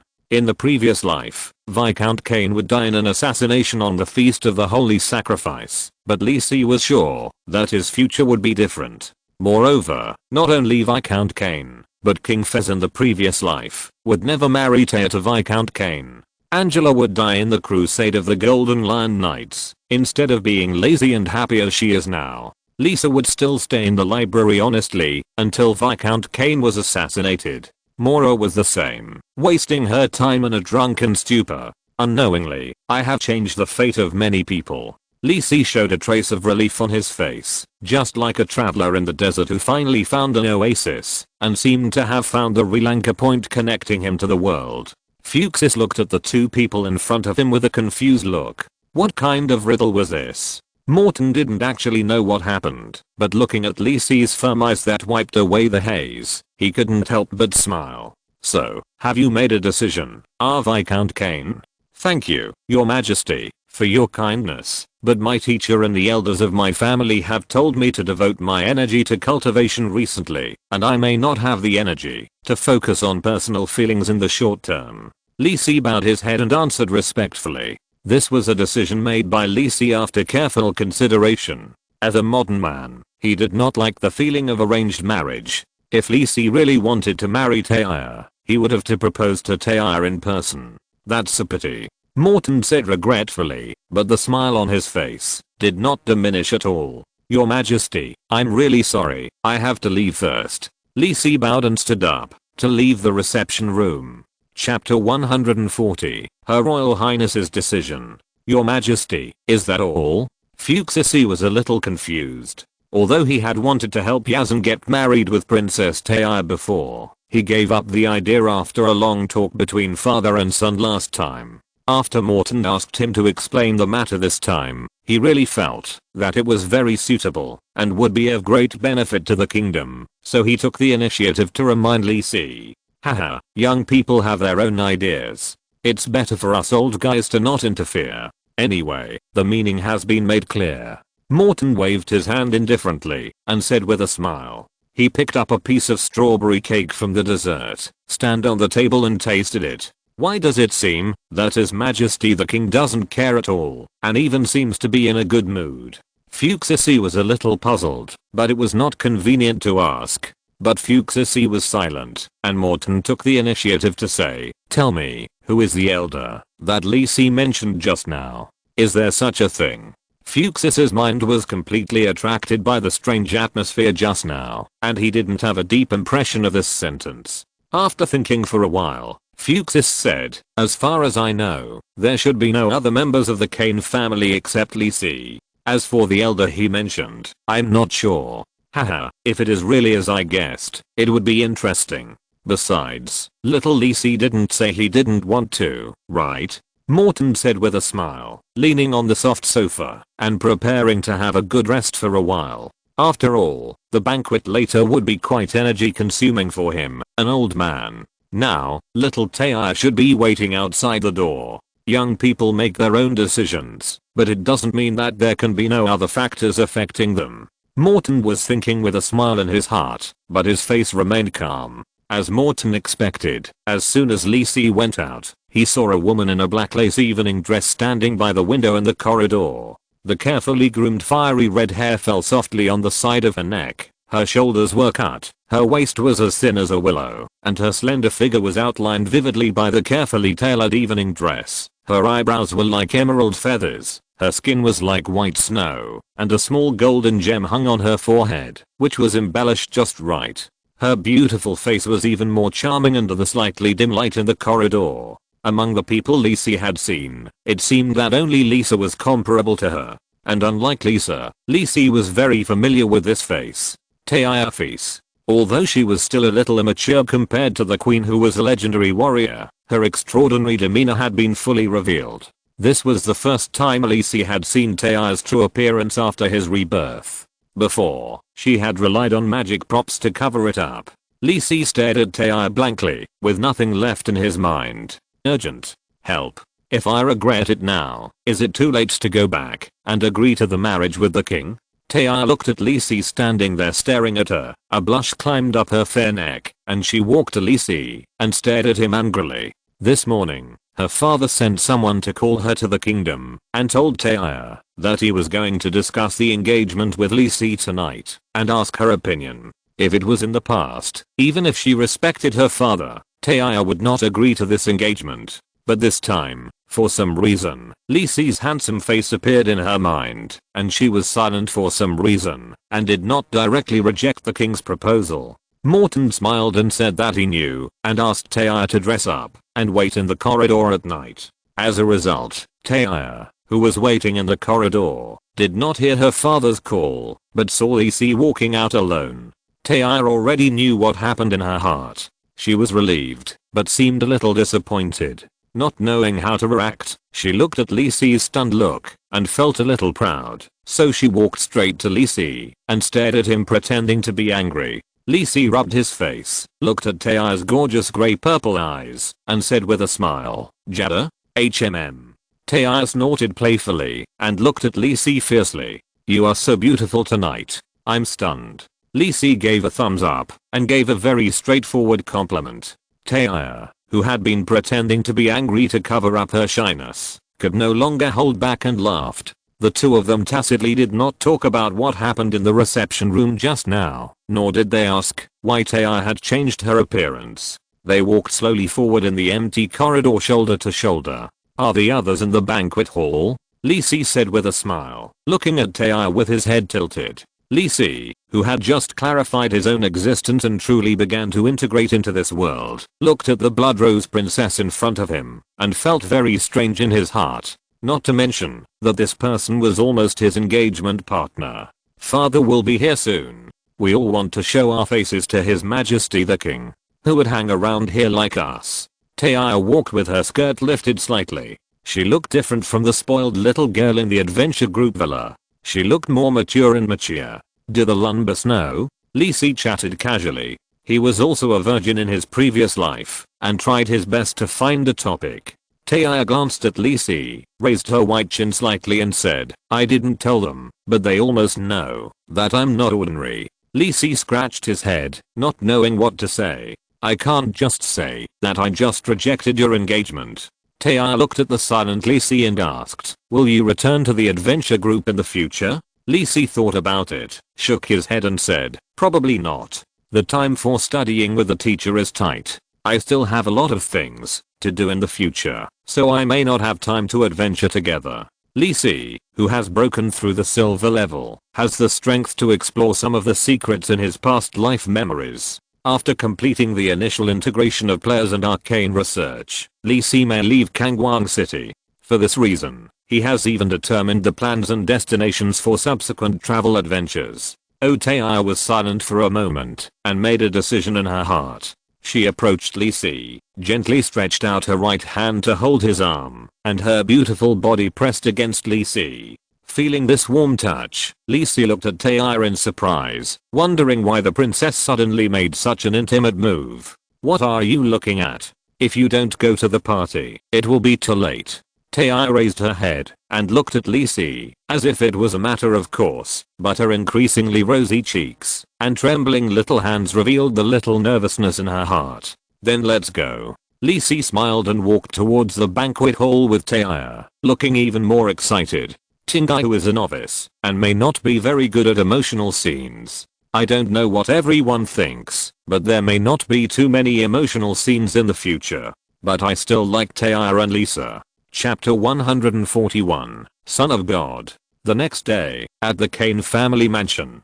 The experience of yesterday in the banquet hall was still deeply ingrained in Lisi's mind. When Lisi and Taya walked into the banquet hall arm in arm, His Majesty the King and Duke Hader smiled, as if they had guessed it would be like this. Mora was a little surprised, winking and making eyes, as if she was a little surprised by Taya's appearance, but more of a teasing to Lisi. The second Prince Jatan's face was so gloomy that it was almost dripping with water. After a forced smile and greeting the nobles around him, he hurriedly left the banquet hall. The expressions of those noble ladies were even more interesting. They looked like their expectations were dashed, and then they were hit hard by Taya's claim of sovereignty. They lowered their heads and felt even more depressed. After the party ended step by step, Taya blinked, smiled, let go of Lisi's arm and left directly. "See you next time, Lisi." Listening to the girl's silver bell-like voice fading away, Lisi smiled and left the palace. As for what happened, who knows? Without thinking about it anymore, Lisi knew that only by mastering the power could he dominate everything and make everything go as he wished. Moreover, there was an important thing waiting for Lisi to do. Is this the place? Marion asked Lisi beside him. Marion, who was looking for food on Jeddo Street this morning, met Lisi again. He thought he would have knew so soon, but he was told that someone wanted to see him. Thinking of the legendary aura he felt from Lisi last time, Marion had no intention of refusing and followed Lisi here obediently. He had always followed Prince Burns and naturally knew the horror of the legendary strongman. Since he was interested in him, it would be better for him to go obediently. Now he looks like a graceful and long-standing old nobleman, and he doesn't look like he made such a big fuss in the lower city a few days ago. Lisi calmly took Marion into the study on the second floor, closed the door, and motioned him to sit on the sofa and wait. Even if Lisi brought black tea, Marion nodded and thanked him, and didn't look relaxed at all. Lisi was also sitting aside waiting. Suddenly, a shadow appeared on the sofa opposite Marion, and Joyce's figure emerged from the shadow. Legend. A legendary assassin. Very strong. A legendary master who is no weaker than his Royal Highness. Feeling the sharp breath surrounding his body, Marion felt as if he had fallen into an ice cellar. The terrifying murderous intent made him lower his head and dare not look directly at the old man in front of him. Joyce looked at the vampire in front of him and retracted his breath. This was also a small warning to Marion, who almost scared Joyce's beloved apprentice before. However, Joyce also knew that these vampires rarely cause deaths, and Ashley was not injured. Otherwise it would not be just the oppression of the breath. "Your name is Marion?" Joyce asked lightly, with the style of a big boss. "Yes, Lord Joyce." Marion replied respectfully. Lisi had told him the name of this person when he came. To be honest, if he wasn't afraid that this big guy would be unhappy, Marion would have wanted to catch Lisi and ask him clearly. "This guy's aura is different from the last time Lisi used Dimensional Shield. You kid, there are two legendary big guys behind you? Which blood prince are you following?" Marion heard this and was startled. How come this guy seems to know the situation of the Blood Clan so well? But Marion didn't hide it. It's very important to have a backer behind him. It's His Excellency Burns, the Frost Blood Prince. Burns? Joyce frowned a little. Not to mention the Blood Clan. He really hadn't heard of any legendary strongman named Burns. Of course, this may also be because Joyce is still a relatively young legend and doesn't have many connections. But I think Marion didn't dare to lie to him. Joyce nodded and continued to ask, "You came to Kangwang City to find a vampire. What's the matter?" This Marion hesitated a little. After all, it was about the son of the Blood Clan, and he couldn't reveal it casually, even if he was facing a legendary strongman. "If you are looking for a vampire, I can help you find it. Tell the truth." Marion was in a dilemma. Could this person really know where the Son of God is? After thinking for a while, Marion decided to reveal some information and said cautiously, "His Royal Highness asked me to come to Kangwang City to find a vampire, saying that it might have an impact on the future of the vampires." Hearing this, Lisi glanced at Angela, who was on his shoulder. Would she have an impact on the future of the vampires? The little girl was also staring at Marion and seemed a little nervous. Joyce didn't have any expression and then asked, "Just let you come to Kangwang City, no other information?" Marion thought about it, chose to conceal the most important thing, gritted his teeth and said, "I know that the name of the vampire is Angela, and I don't know the rest." "Yeah."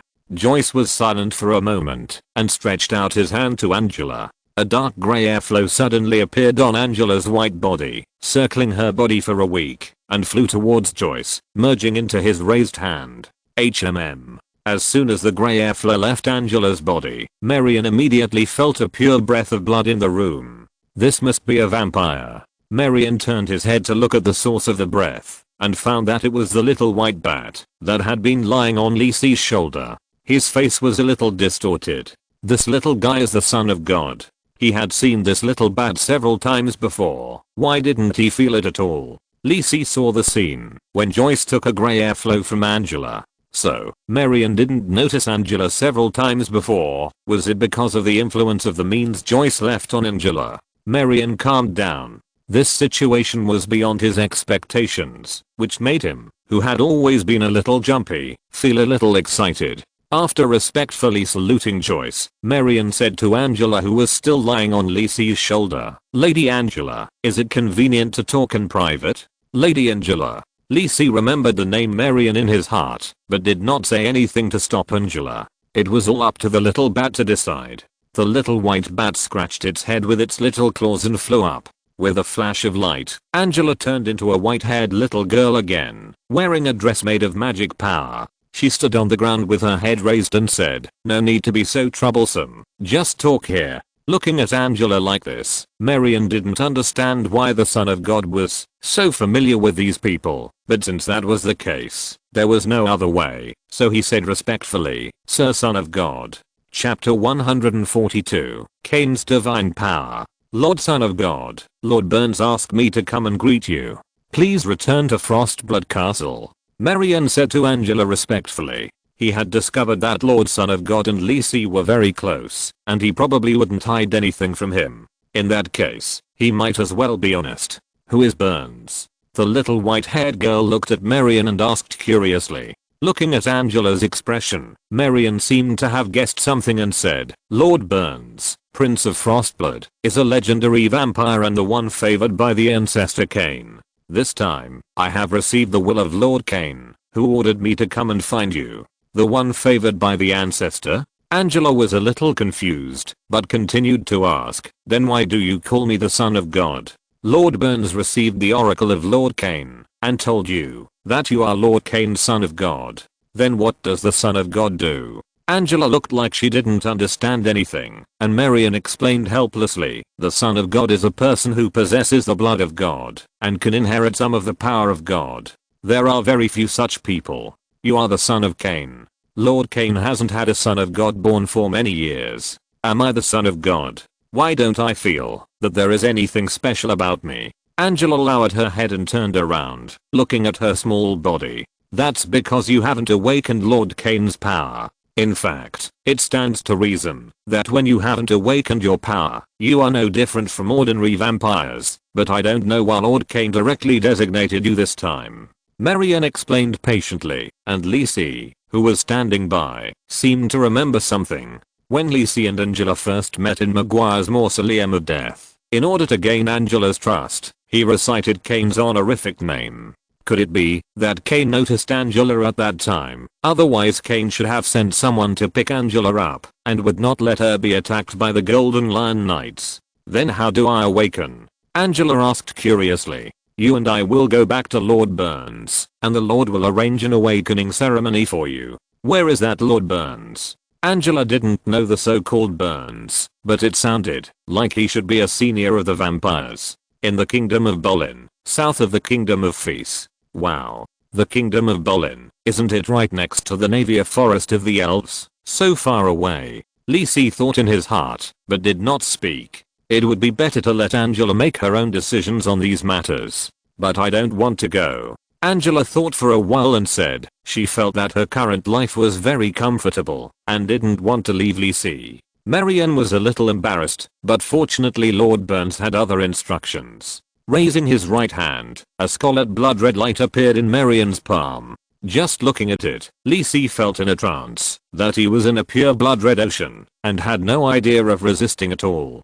Divine power. Joyce, who was listening quietly at the side, stood up immediately, his eyes fixed on the blood red light in Marion's hand. It's a pity that it's not the power of the fallen god, otherwise it would be really useful. This should be the power of Cain. Joyce felt it and nodded slightly. Marion glanced at Joyce nervously and was relieved when he saw that the big man didn't move. Son of God, this is the power of Lord Cain, which can help you awaken the power of the Son of God. However, this is only to awaken the power of Lord Cain. You still need to go to Frostblood Castle for more inheritance. Angela stared at the blood-colored light in front of her, and she could feel that her body was madly craving for this thing in front of her. Barely suppressing the impulse, Angela asked, then what should I do? You don't need to do anything special, but the awakening process may take a little time. Marion was not sure either. It was also the first time he saw the awakening ceremony of the Son of God. Seeing that Angela was ready, Marion gently pushed the blood-colored light in his hand towards Angela, and the blood entered Angela's body without hindrance. Suddenly, a blood-colored round cocoon wrapped Angela's body and slowly floated in the air. This? Lisi cast an inquiring look at Joyce. Joyce nodded and said, "It's okay. It should be the awakening process. After receiving the divine power, I can feel her breath." Lisi was relieved. He didn't want Angela to have any problems. "Thank you, Lord Joyce." Marion was relieved to see Angela successfully enter the awakening process and turned to salute Joyce. Just now, he was really worried that this legendary strongman would take the divine power. After all, this is a great temptation for every legend. But the Son of God had no intention of going back with him, and it was estimated that there was no chance to give Angela the divine power in private, so he could only try. Joyce glanced at Marion and didn't care at all. He was not the kind of fool who had no vision. The result of absorbing the divine power casually was that he would never have the opportunity to move forward again. Marion also thanked Lisi. "Thank you for your help, Mr. Lisi. I didn't expect that Lord God's son would stay with you all the time. The last few times." "Oh." Marion was a little annoyed, but then said, "I want to trouble you with something." "What is it?" Knowing many secrets that he didn't know in his previous life, Lisi was in a good mood now and said with a smile, "You have a good relationship with Lord God's son. I still want to ask you to persuade Lord God's son. After all, only by fully accepting Lord Kane's inheritance can Lord God's son grow faster." "I understand. I will tell her." Lisi nodded. This is indeed very good for Angela. What's more, the Blood Clan has even taken out Kane's divine power, and they must hope that Angela will grow more smoothly. How long will she be like this? Lisi pointed to the blood cocoon in front of him and asked. "I'm not sure about that." Marion said with some difficulty, "Maybe after Lady Angela has absorbed all the divine power, she will wake up." After thinking for a while, Marion took out a blood-colored crystal and handed it to Lisi. "Mr. Lisi, thank you very much for taking care of Lord Son of God. This is a little gift. I hope you won't refuse it." Lisi took the blood-colored crystal curiously. It shone with a deep red light, as if it was made of coagulated blood, but it also exuded a fresh smell.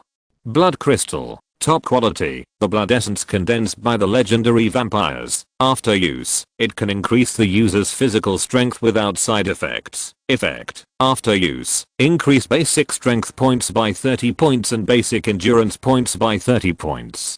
Please give me a monthly ticket. Thank you guys. If you're listening to this novel on a channel other than Fanfic World, it means they downloaded and uploaded it without effort. We cordially invite you to visit our channel, Mundo Fanfic Novelos. There you'll find the original version of this story and you can explore many other novels of various genres. We're waiting for you to immerse yourself in a world of incredible novels. Chapter 143, The Road to Godhood.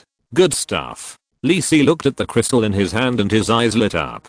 Compared with the increased attribute values of weapons and magic props, the biggest advantage of basic attributes is that they can get attribute corrections, which is similar to the free attribute points that Lisi got when he completed the task before. In that case, I'll take my leave. I will stay in Kangwang City for the time being until Lord Son of God wakes up. Marion saluted Joyce and Lisi, then said goodbye and left. Lisi did not try to keep him, and it was estimated that Marion did not want to stay either. After all, there was a big boss here. However, when sending Marion out, Lisi still asked Marion about vampires. "Are you talking about that group of scum?" Marion hesitated for a moment, and then said, "They are all people who betrayed the ancestor Kane, and indulged in bloodthirsty pleasure and desire, which is different from us vampires. They absorb blood without restraint, and the source blood inherited from Lord Kane has been polluted. Even their descendants and blood servants are the same. All vampires abide by Lord Kane's commandments.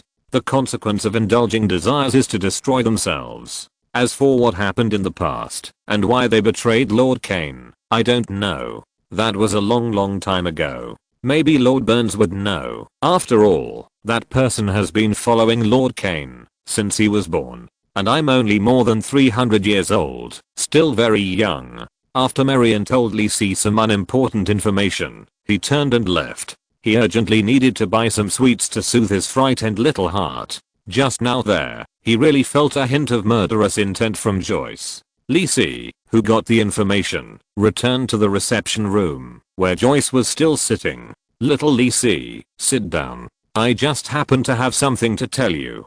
Lisi nodded and sat down on the sofa beside him, waiting for the guidance of the boss. I don't know if that guy Fran told you, but think about it. I should still remind you. With your talent, it is very likely that you will break through and become a legend, so you have to understand these things in advance. You say. Looking at Joyce's serious expression, Lisi said respectfully. The one that appeared in the hands of the vampire just now is Kane's divine power. Lisi nodded.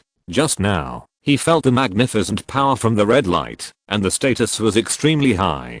Players in the previous life also came into contact with divine power, but without exception, they could not withstand this power and died directly. Divine power is the root of all gods, and it is also the concrete existence and manifestation of the power of gods. After breaking through the legend, there are many ways to continue to improve your strength, but the most popular and well-known one is the road to becoming a god. This is the road for mortals to become gods. It is the most tempting and dangerous. It is destined to be full of thorns and bumps. Without great determination, great perseverance and great luck, it is impossible to go to the end on this road. The Jaya world has been peaceful for a long time. No one has successfully become a god for hundreds of years.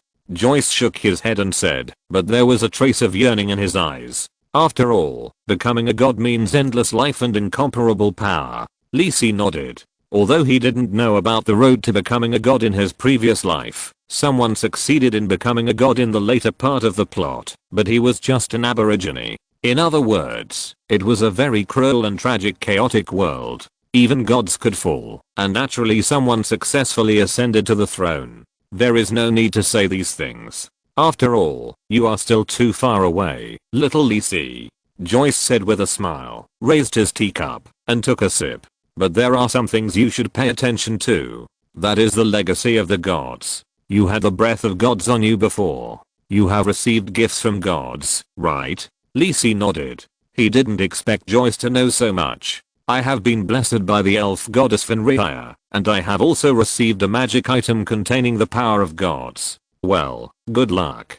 Joyce praised, and then said, but you have to understand that these are all powers given by gods, just like Kane's power just now. Before the gods give power, they will take the initiative to eliminate the will contained in the power. Otherwise the professionals below the legendary level will not be able to withstand the erosion of the will of gods. In the long river of time, so many gods have fallen, and there are often lucky people who find the godhood, divinity, and power left by the fallen gods from the ruins. However, without reaching the legendary level, they are not even qualified to digest and absorb this treasure. If they absorb it forcibly, their consciousness will be completely eroded and destroyed by the remaining will of the gods, and even the fallen god may be reborn into the world. Is that so? No wonder players who came into contact with the ownerless power in the previous life would die directly. Lisi pondered in his heart, and seemed to understand a little. In other words, if you want to absorb the remains of the gods, even if it is the power that contains the least will of the gods, it is equivalent to a will judgment. If the judgment is passed, you can get the power contained in it. It's just that the level of this will judgment is very high. If you don't achieve legend and get the sublimation of consciousness, there is almost no chance to pass this judgment. I understand. I will pay attention to it in the future. Joyce nodded and added, of course, after becoming a legend, you can start looking for and absorbing the remains of these fallen gods. However, only the remains of fallen gods can be transformed and absorbed. Just now, the vampire was worried that I would rob Kane's power. It seems that he doesn't know much. After all, it is much more difficult to digest the will of a living god, and it will attract the attention of the gods, which is not cost effective.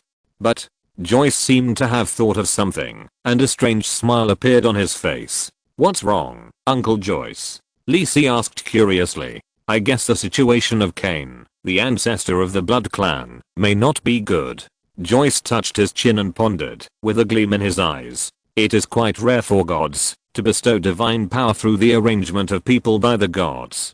Just like the blessing of the elf god on you, in this case, the gods directly open the door to the kingdom of God and grant power directly. In this case, it may be that Kane's current situation is not good. However, Joyce also shook his head and said, but this has little to do with us. After all, the affairs of the gods are not something we can inquire about. Lisi also nodded and kept it in mind. In the previous life game Kane's name rarely appeared, even in the later stage of the plot, but Lisi had never heard of the news of the fall of this god.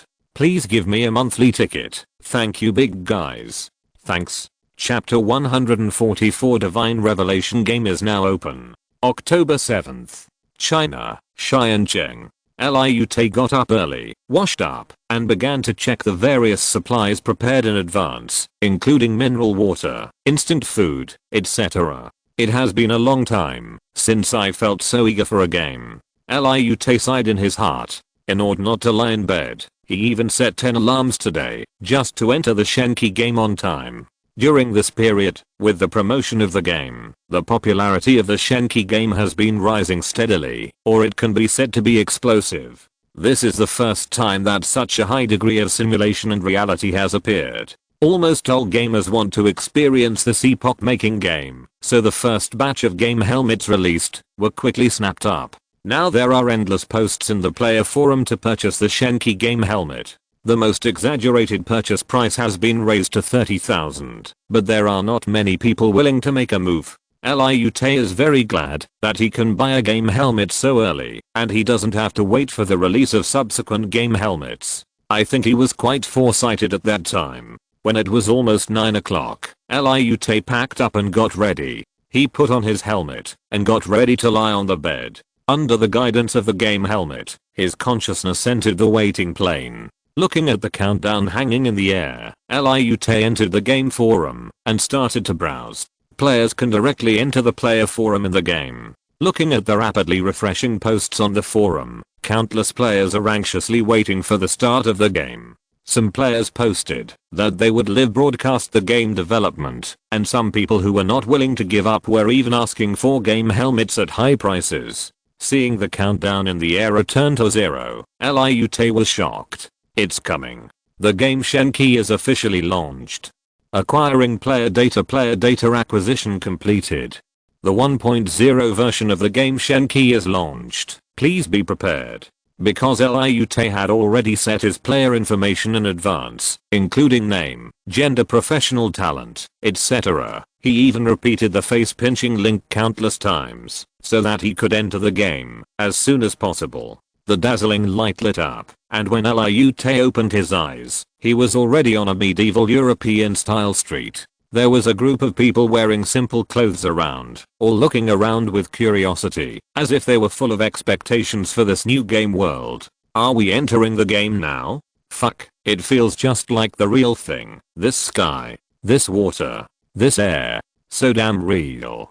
Brother, it really feels the same as the trial version. I'm so fucking tired. Is there anyone who wants to do the task together? Let's form a team. At this time, Liu was also looking around curiously. This was much better than the small area in the trial version. He could even see the magnificent palace fortress in the distance. However, the game seemed to have specially made them born in an empty alley, and no natives noticed their appearance. Compared with the large number of natives, the number of players born in Kangwang City was still very small. But not being noticed when they appeared did not mean that their silly behavior would be ignored. The players could no longer suppress their nature. Some people stuck to the wall, trying to see if they could have the skill to climb the wall, and kept jumping there. Someone called his friends and a fight broke out on the spot, wanting to try out the game's sense of attack. Not satisfied with that, the two bruised and swollen people found a brick and wanted to try out the thrill of death.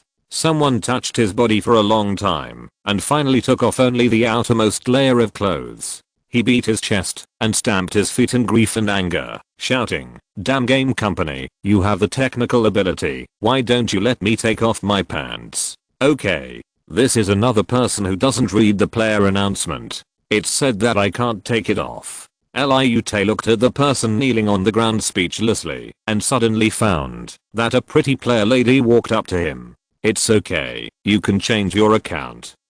Although you can't take off your pants, you can touch it.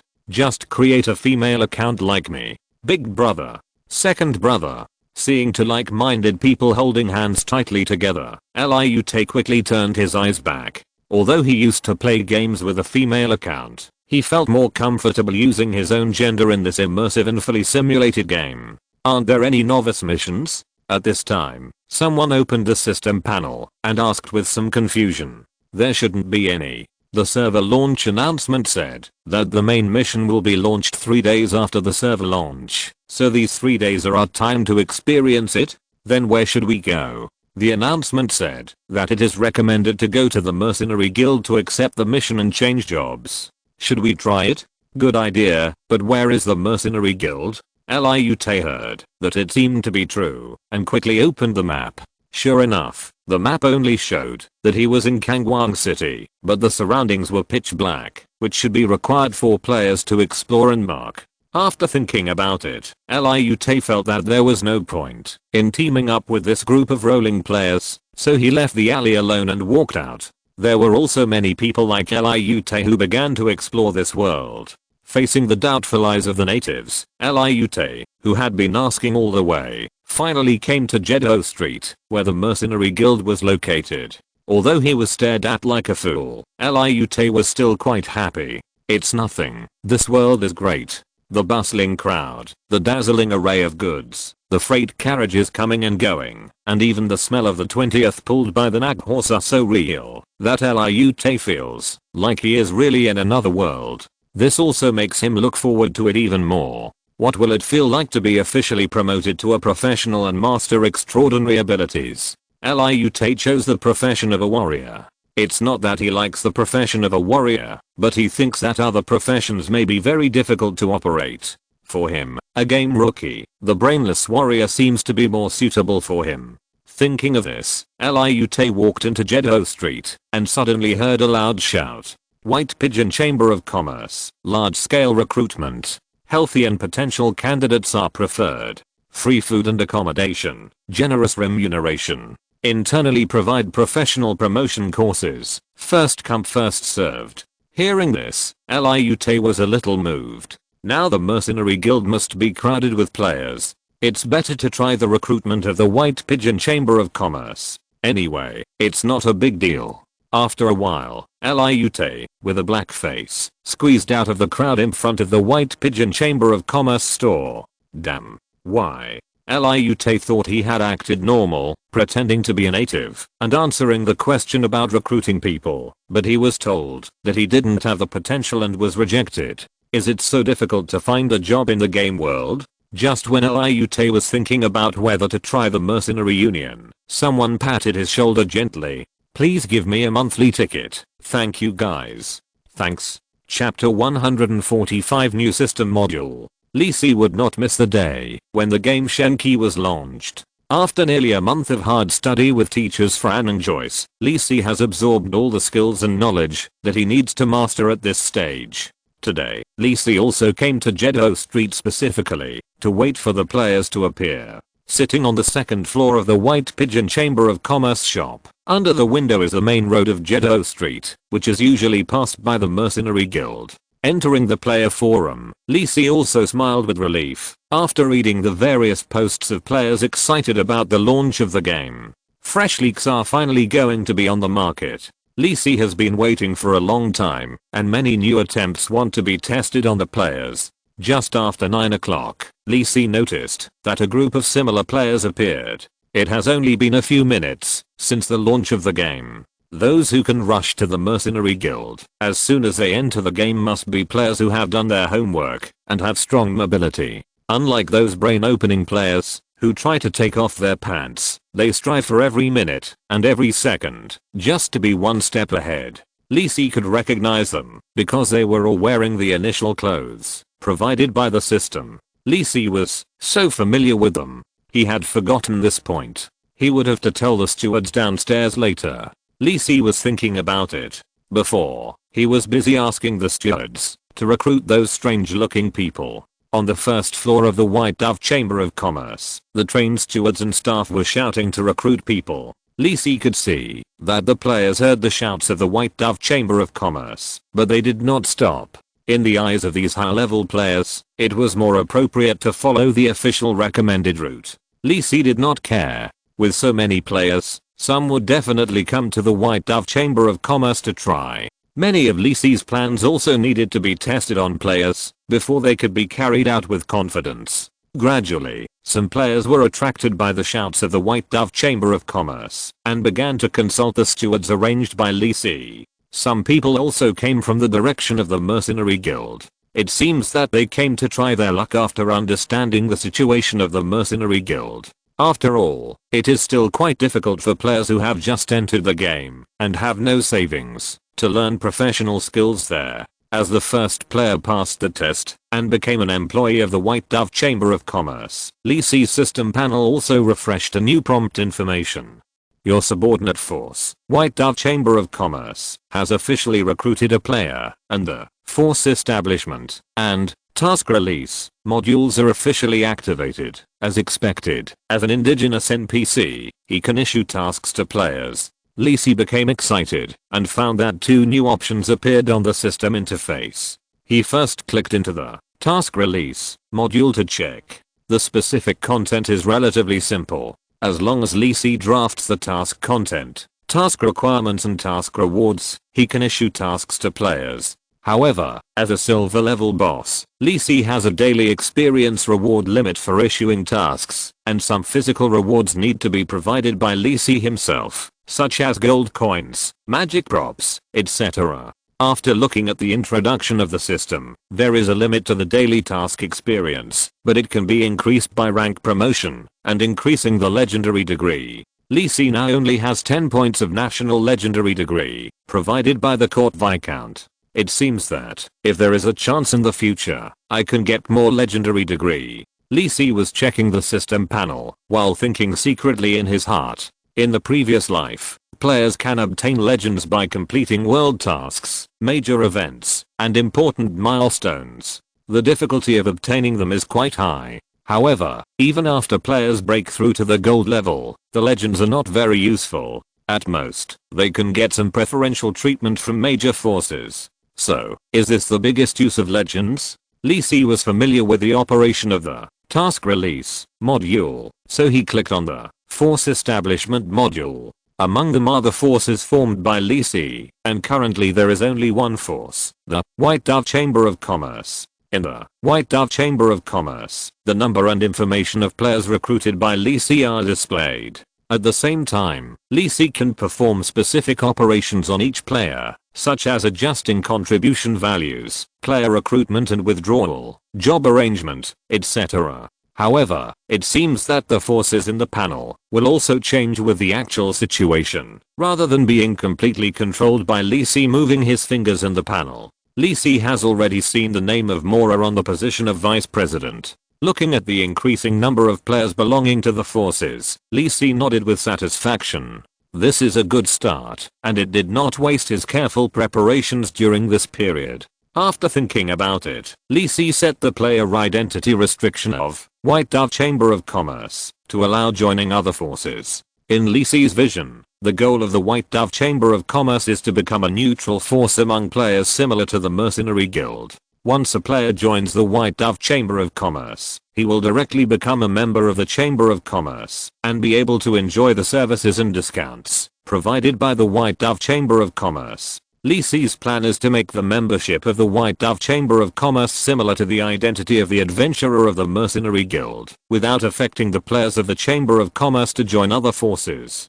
At the same time, players who join other forces can become members of the White Dove Chamber of Commerce. In this way, Li Si's leak field can be expanded to the maximum extent. Of course, if you want to enjoy the free food and accommodation discounts prepared by Li Si in advance, players still have to work for Li Si honestly, and don't even think about getting it for free. Just when Li Si sorted out his plan in his mind, he suddenly saw a thin figure wearing the player's initial suit also coming over, and it seemed that he also wanted to try the recruitment of the White Dove Chamber of Commerce. Although the name on this person's head is Liu's Titan, Li Si is also very familiar with this player model. Li Si showed a smile. He didn't expect this guy to come. Not only was Li Si familiar with this character, but he also knew his true identity. Liu, an unemployed employee of an accounting firm, was preparing to take a break before looking for a job. By chance, he became one of the first players of the game Shenqi.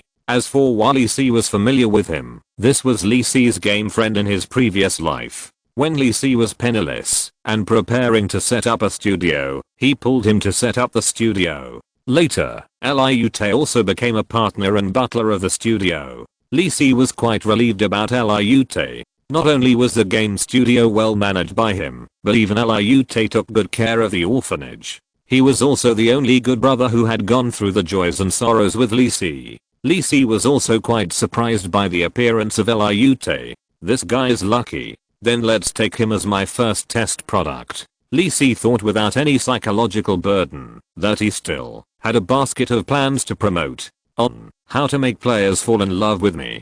Chapter 146. This is definitely a high level NPC. Liute Tang felt a tap on his shoulder and turned his head to look. He saw a handsome young man standing behind him, looking at him with a smile. Liute Tang recognized at first sight that this was not a human, not a player. Whether you are rich or poor, when you first enter the game, you are all dressed in white and the most ordinary clothes, which is nothing compared to the gorgeous black dress in front of you. What's more, the staff in his hand flashed with emerald green, and the accessories on his body were also flashing with special brilliance. Is this the magic item in the game? It seems that he has met an important person.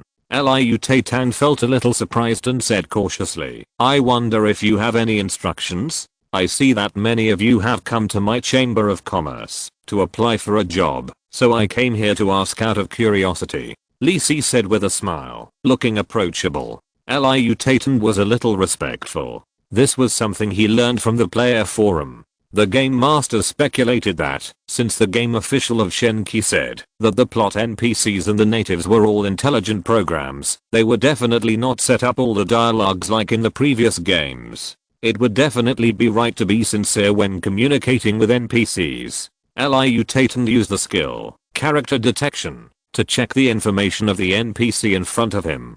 This is a skill that each character has when the game is launched. However, it only has a 1-month usage period. If you want to continue using it, you have to purchase the right to use it again in the game store. You use the skill, character detection, and the information is being obtained. Based on your level, you get the following information. Name, Lee Si Kane race, human level, health, mana, main occupation, Arcanist secondary occupation, non-talent, almighty, legendary talent, attributes, danger level, extremely dangerous. Red, evaluation, he and you are 3270, he has 3 punches, you have 7. His Liute Tang took a breath of cold air. What an exaggerated situation. He had tried the skill, character detection, on the way here just now, but all the people he met were basically around level 10, and their occupations were civilians. So many question marks. He must be a big shot. Especially when he saw the bright words, almighty, legendary talent, in the information he obtained. He knew that he had definitely met a big shot. The most players can get is just gold level talents. The legendary talents in the game must be big bosses, the level of the protagonists of the plot. Liute Tang quickly adjusted his mentality, took out the 10,000 attitude he had when treating important customers in the accounting firm, and smiled and replied, "This sir, we are from outside Kangwang City and want to find a job with you. Please give us a chance." Just now, the man named Lee Si Kane said that the White Dove Chamber of Commerce is his, so he should be the boss here. Lee Si looked at Liu's Titan's flattering look, held back his smile, and said in a bossy manner, "Well, not bad. In that case, go buy me a cup of fruit tea." Before Liu's Titan could react, a new prompt appeared in the system. Bronze level task, buy fruit tea. Task requirements, Lee Si Kane is a little thirsty and would like to ask you to buy him a bottle of fruit tea. Task reward, 1000 experience points, 1 gold coin. He received the task right away. Is he really a high level NPC? Liu's Titan was overjoyed, and after saying goodbye and leaving, he ran excitedly to the stall selling fruit tea. Every player has an initial deposit of 10 coppers when entering the game. Liu's Titan remembered that when he walked over just now, there was a small stall selling fruit tea not far away, and a cup of fruit tea seemed to be only 3 coppers. This is a great profit. Seeing Liu's Titan walk away excitedly, Lee Si also nodded and looked at the panel in front of him. The task release module has shown that the task he just released has been accepted by the player. It is quite convenient to post tasks, but the experience and money rewards of the tasks need to be adjusted well. It should be able to attract players and allocate the experience value as much as possible. In the future, the main reward will be gold coins. Anyway, Lee Si is rich now, and he has a package plan to earn back the gold coins that have been distributed to players. Lee Si stood at the door of the White Dove Chamber of Commerce. Some players have noticed this NPC who looks awesome, but they didn't care too much. After all, passing the recruitment test of the White Dove Chamber of Commerce is the most important thing for them now. Before long, Lee Si saw Liu Titan carefully holding a cup of fruit tea and walking over. The fruit tea you asked for. Liu Titan carefully handed the fruit tea to Lee Si, and he breathed a sigh of relief. It tastes good, thank you for your trouble, Lee Si said with a smile, and Liu Titan found that the system task had been completed. After receiving the experience and gold coins rewarded by the task, Liu Titan directly invested the experience into upgrading his level. A bright golden light of upgrading shone, and his level was upgraded to level 2. This is the case in the early stage. Before becoming a professional, civilians only need 1000 experience points per level, but the attributes obtained are quite few. After being promoted to a professional, all experience and attribute points will be reset. My name is Lee Si Kane. Work hard. The White Dove Chamber of Commerce really needs talents like you, Lee Si said to Liu Titan with a smile, and sent him a recruitment invitation. Lee Si Kane thinks you are gifted. Lee Si's favorability towards you +5, and decided to invite you to join the White Dove Chamber of Commerce. Yes/no, I still want to join. Liu Titan didn't expect that he was so lucky that he was noticed by this high-level NPC named Lee Si. After choosing to agree, Liu Titan found that the words, White Dove Chamber of Commerce, intermediate member, appeared on the panel. Before he could ask, he was tightly surrounded by the crowded players. Brother, did you upgrade just now? So fast? Yes. Do you have any tricks to share? Is it because of this NPC? It turned out that the surrounding players noticed the golden light emitted by Liu's Titan's upgrade, which was invisible to the natives. At the same time, they also cast their eyes on Lee Si, who was standing aside. Could he be an important plot character? After checking Lee Si's panel, they had a unified understanding. This is definitely a high-level NPC. Liu's Titan was dizzy from the noise and had to tell what happened just now. A group of people all ran to Lee Si. Boss, do you still need service? Lord Lee Si, I'm proficient in playing all kinds of instruments and singing. Just leave the errands to me. Handsome guy, do you need a bed warmer? I have a clear voice and a soft body and I'm easy to push down. Lee Si glanced at the bearded man who shouted the last sentence and directly adjusted his favorability to -10. Ignoring the noisy voices of these players, he smiled and said, it's not a big deal now, but since you are members of the White Dove Chamber of Commerce, I have a troublesome matter.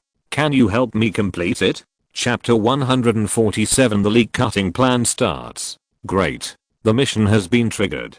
The players surrounding Lee Si also quieted down, wanting to hear what the mission was. There have been a lot of disturbances in the lower city district of Kangwang City recently. I don't know what happened. Can you help me figure it out? As soon as Lee Si finished speaking, a mission prompt appeared in front of the players. Silver level mission, hidden crisis in the lower city district. Task requirements. Lee Si Kane noticed that the lower city district has been a little uneasy recently. He suspected that someone might be secretly planning something bad and wanted to ask someone to investigate. Task reward issued according to the completion of the mission. Maximum reward 100,000 experience points, 1000 gold coins. This. Such an exaggerated mission? All the players present received this silver level mission. Looking at the prompt of the mission reward, it was almost blinding to the players' eyes. 100,000 experience points, compared to the current 1 level upgrade, that only requires 1000 experience points. The gap is simply too big. What's more, there is a reward of 1000 gold coins. The game official does not provide a channel to buy gold coins in the game. Even the local tyrant players can only purchase gold coins from other players. This is because the players who just entered the game don't know the prices, but someone has already posted a purchase post in the player forum, offering 1 gold coin for 100 yuan. Even if the completion rate is not high in the end, it is enough to get a share of the pie. The players present looked at each other warily, as if the person next to them was their direct competitor. At this time, Lee Si continued, I see that you all seem to have the talent to become professionals. Haven't you learned professional skills?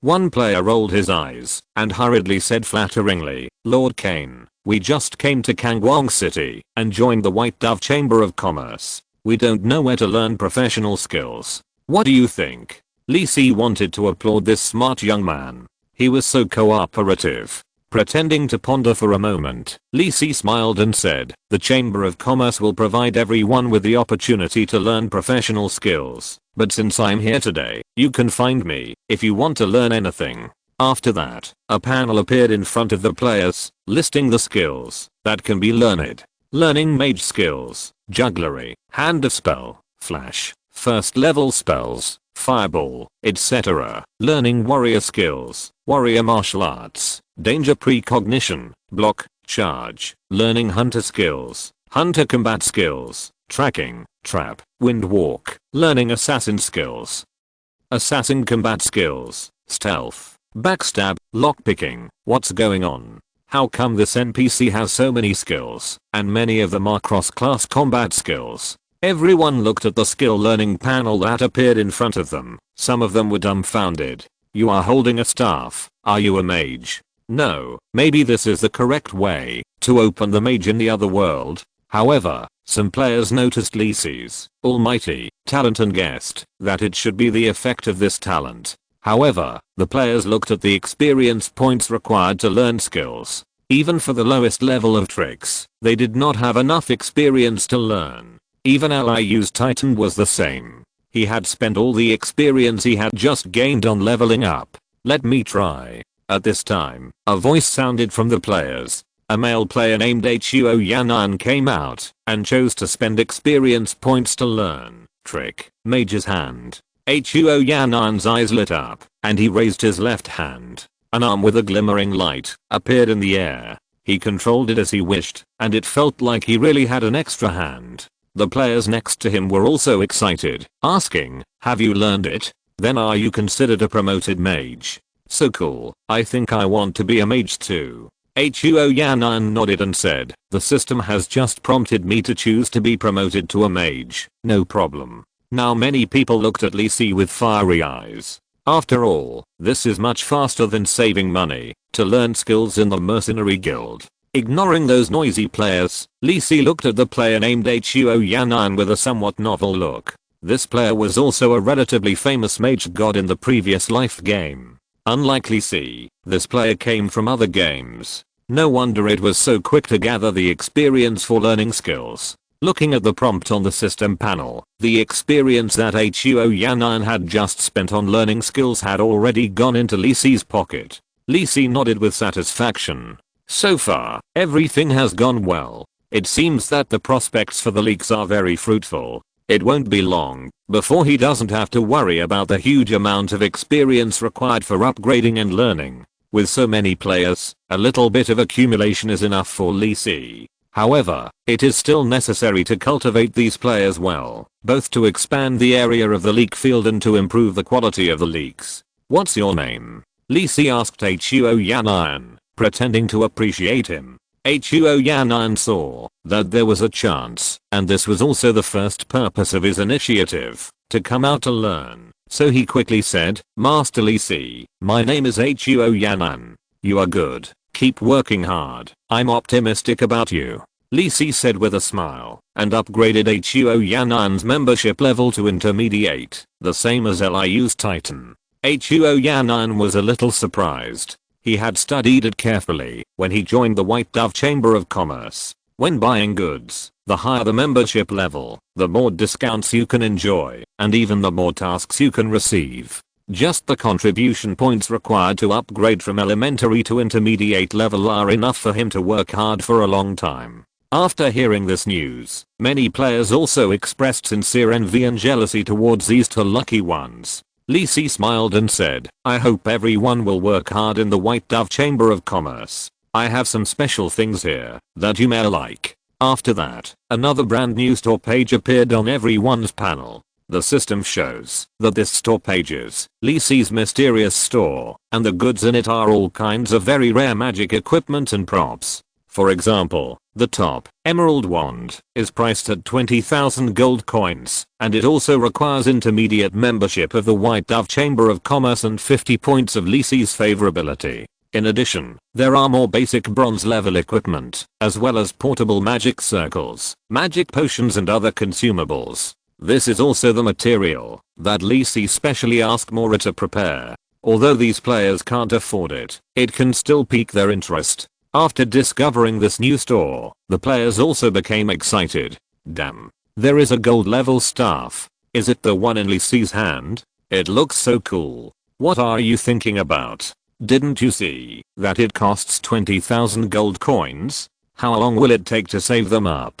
It also requires intermediate membership and favorability. How can we get it? Hurry up. Didn't the manager of the White Dove Chamber of Commerce say that we can take on tasks? The rewards for the tasks should be experience and contribution points. Hurry up. I have to move bricks. I have to work hard. Chapter 148 Hot Eat.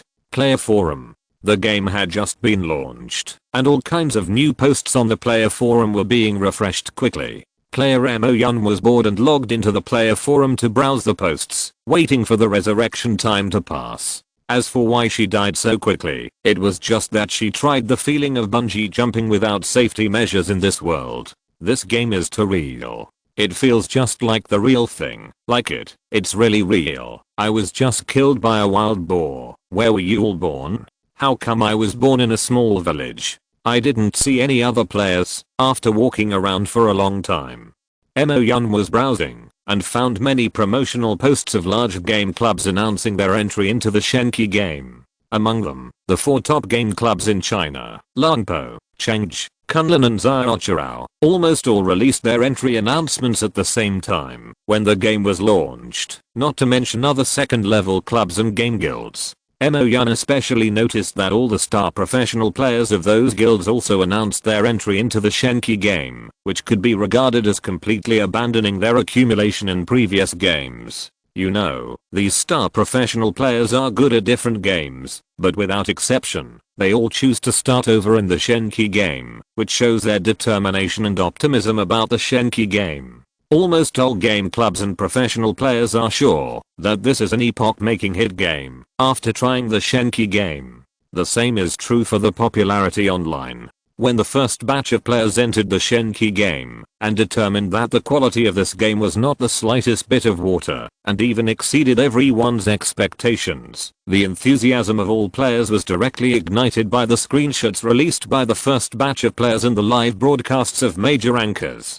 The discussion and activity on the internet reached a phenomenal level, and the influence of the Shenqi game also soared geometrically. Mo Yun even saw the promotional video jointly recorded by Han Crossing, Yiu Wuhan, Biscuit Suku, Xingchen Xiang, AI Kaiden Cheofan and others who are in the top 10 of the Chinese professional player influence rankings, to strengthen the momentum and prepare for the global competition of the Shenqi game. Among them is an interview with Han Crossing, Mo Yun's favorite professional player. Looking at the lofty ambitions of these professional players, Mo Yun was a little excited. This is quite impressive. Almost all the well-known professional players have been caught in one fell swoop. In the past, fans of various stars argued about who has the best skills and who has the strongest awareness, but they are not playing the same game. Now, they are all pulled into the Shenqi game, and this time they can really pull out the mule and the horse. As a person who likes to have fun, Mo Yun laughed happily. Anyway, she felt that it didn't matter if Han Crossing lost, and the most important thing was to eat melons. Mo Yun is a small anchor, but as a small rich woman, she doesn't rely on this to make a living. She just broadcasts games at home every day when she is bored, and there are not many viewers in the live broadcast room. This is also because Emo-Yun doesn't want to record her face for live broadcast. Otherwise, with her fair skin, beautiful face and long legs, she would never be so cold. She didn't get the Shenqi game helmet this time, but fortunately she acted early and bought one from someone else for 15,000 yuan. Oh, why are you guys so anxious? I'll just check the forum. If you hadn't just encouraged me to bungee jump, I wouldn't have been waiting to be resurrected. The game helmet can be connected to the live broadcast software. Emo-Yun was just broadcasting the opening process of the Shenqi game.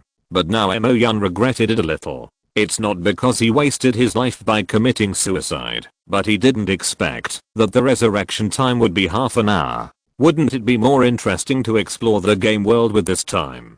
At this time, a few bullet comments also floated through the live broadcast room. Can we blame us for this? The anchor committed suicide. Miss Emo-Yun must be very beautiful in real life. I love this model. Something's wrong, brothers. I guess this model was made by the anchor for herself. She must be a great beauty. PR. Ignoring these bullet comments, Emo-Yun looked at his resurrection time and saw that there were only 10 minutes left. He could only helplessly continue to browse the player forum and happily watch other players' suicide experiences. Not long after, a post was quickly pushed to the top. Shocked. The first silver level task in the entire server actually appeared like this. What a catchy headline. I want to see what's going on.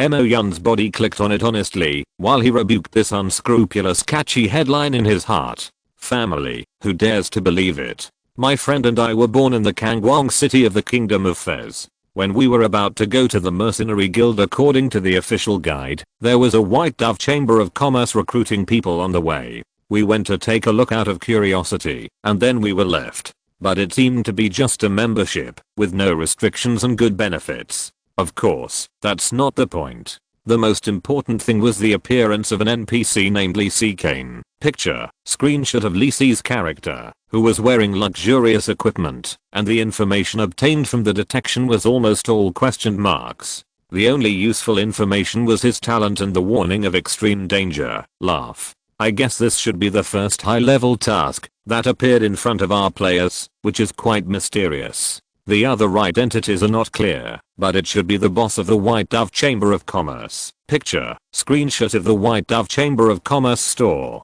Then he issued us a silver level task. Picture, task screenshot, and I guarantee it to be true as my second brother. I have a few guesses about the NPC Arcane.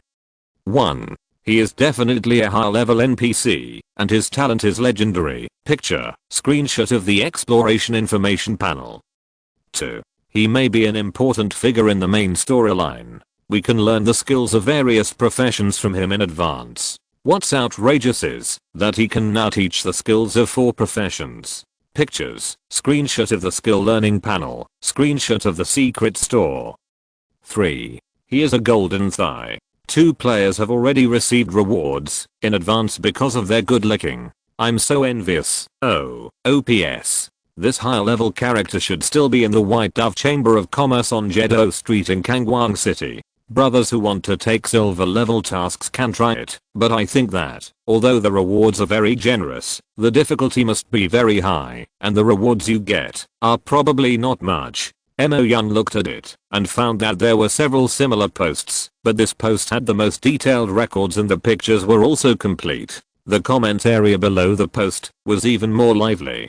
Did this trigger the hidden plot? Oh my god, I'm so envious. I don't have a place to learn skills in this small village. The only task I can get is to farm for the villagers. This White Pigeon Chamber of Commerce is really good. It also provides food and accommodation. This NPC is called Lisi. I'm Kinshi Huang. Chapter 149 Key Training Targets. Should I try it? I'm in Kangwang City anyway. Emo-Yun thought about it, and the barrage kept encouraging her. Okay, brothers, when we are alive, let's go to Jedo Street and try it. Just when Emo-Yun finally found the Chamber of Commerce on Jedo Street after many twists and turns, there were not many players in the shop. The previous players had received tasks from the Chamber of Commerce manager and rushed to work hard. In any case, we still have to accumulate enough experience to be promoted to a professional first, so that the game can be considered a real start. The players in Kangwang City are undoubtedly lucky. They can seamlessly access the leak field prepared by Lee Sifui for them, but the players born in other places are uncomfortable. After all, professional skills and knowledge are not so easy to learn. It is better to work and earn money first. This is also the most complained about place when the game Shenqi was launched in the previous life. After the players are promoted to professionals, they can join various indigenous forces and camps more easily, and then they can complete tasks step by step to increase the contribution of the camp in exchange for subsequent professional knowledge and skills. Therefore, Lee Si directly reduced the cost of players learning professional skills from the White Dove Chamber of Commerce and himself to the lowest, which is equivalent to directly intercepting the channels for most forces in Kangwang City to recruit players. Mo Yun walked into the store of the White Dove Chamber of Commerce. The steward on the scene immediately registered her as a member of the Chamber of Commerce when he saw Mo Yun's clothes. Lee Si had previously instructed that all people wearing similar clothes would be accepted unconditionally. Mo Yun looked left and right, but did not find the NPC Lee Si mentioned by the players.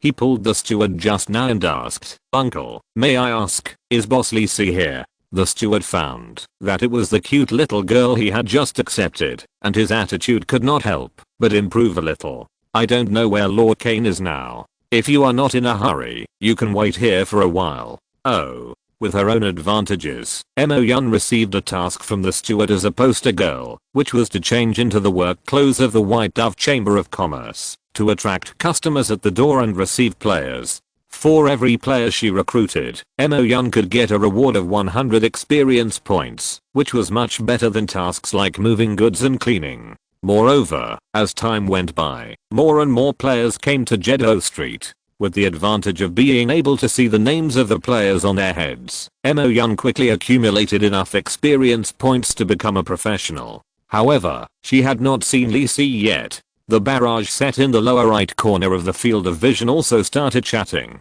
"Wow, the anchor is wearing a maid outfit, which is really great. The player named Moonlight Bad watching just now is too funny. It's so boring. Can the anchor do something else?" Mo Yun ignored these people. To be honest, she usually broadcasts in this style, and she would never try to please those who watch the live broadcast. At this time, a male player named Claw walked in, and he looked a little handsome. "Hello, is this the White Dove Chamber of Commerce?" Claw asked. He was very curious why this player named Mo Yun was standing here, wearing a black and white maid outfit. "Yes, please follow me." Mo Yun didn't care. She was often stared at when she went out. After completing the identity registration with this player named Claw, Mo Yun got another 100 experience points. Claw looked around and hesitated to ask Mo Yun, "I want to ask, is the NPC who issues silver level tasks mentioned in the forum still here?"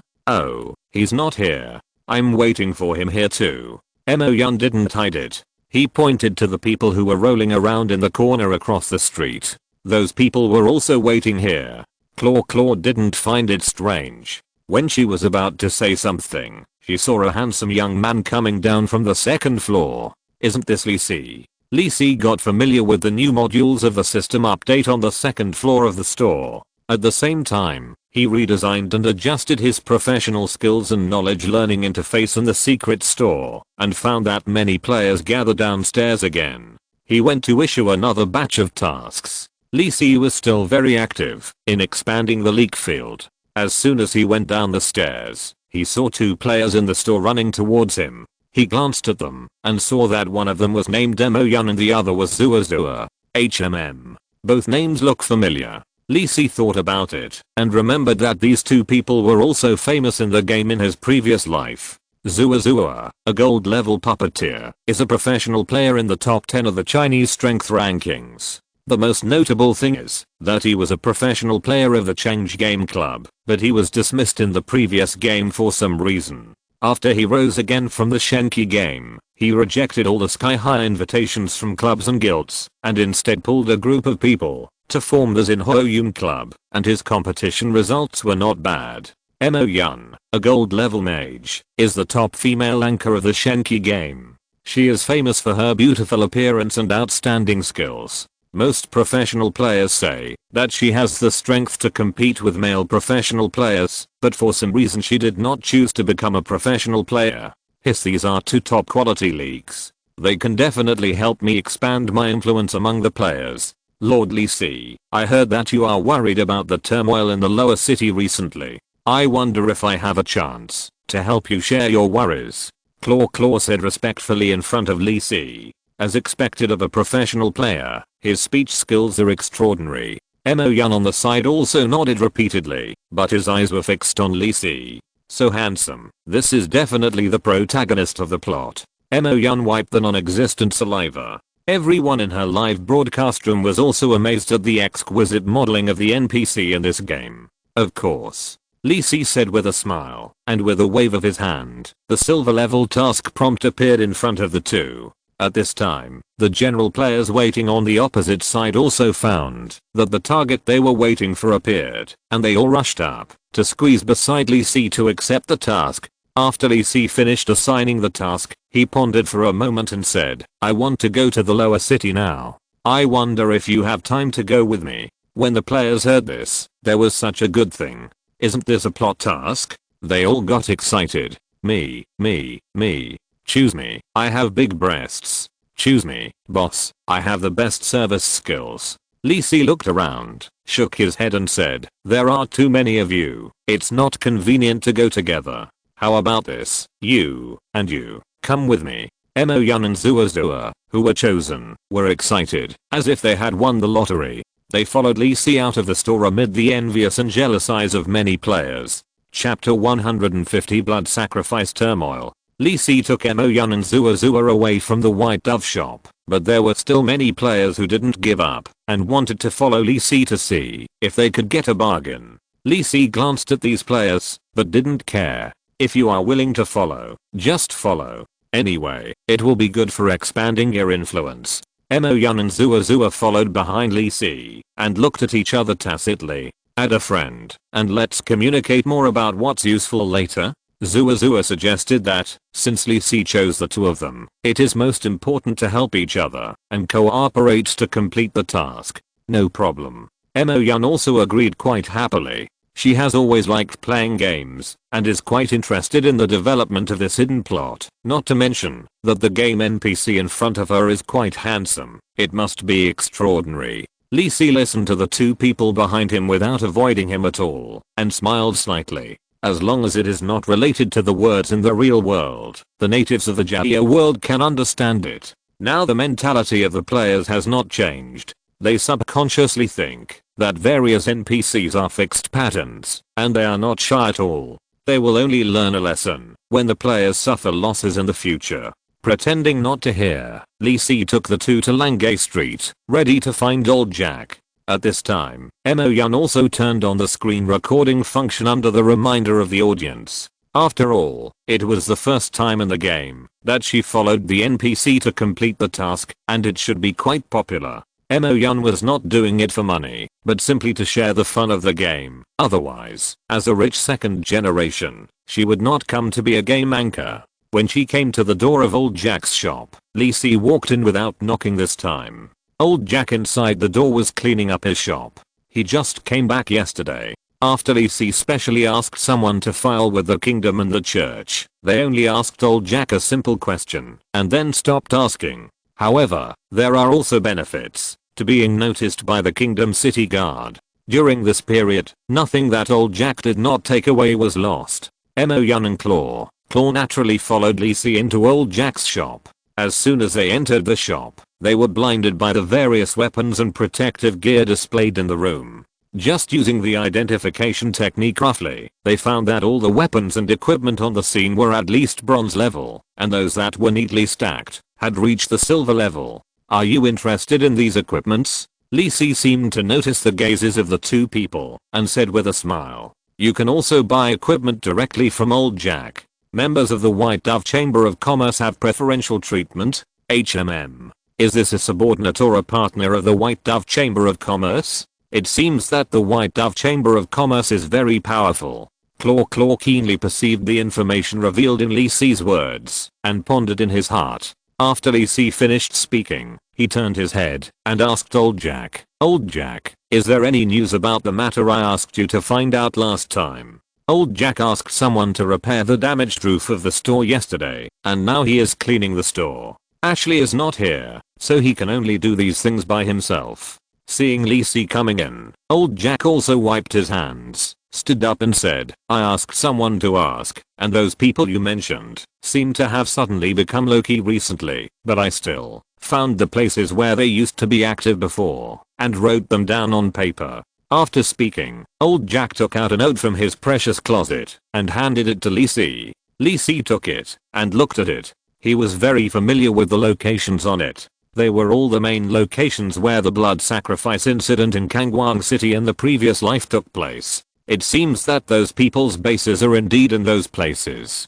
In the previous life, after the assassination case on the Holy Festival in Kangwang City, the next major event that occurred in Kangwang City was the blood sacrifice turmoil. There was an evil god church conspiring to hold a blood sacrifice in the lower city of Kangwang City, releasing many monsters to fight wildly in the lower city. The three main locations were Mingsu Street, Fasay Street and Jinbaili Lane. There were hundreds of monsters in these three blood sacrifice locations. These monsters were basically silver and bronze level strength, and there were even several monsters with gold strength. At that time, the state of these monsters was very strange. No matter what kind of monster, their eyes were blood red, and these monsters not only attacked the residents of the lower city, but also fought each other. At that time, no one knew who could bring so many monsters to Kangwang City in private, nor did they know what the purpose was. So when the strong men who came from Kangwang City killed all the monsters one by one, they found that the blood of all the monsters was mixed with the blood of the killed residents, forming a blood sacrifice ceremony in those three blocks.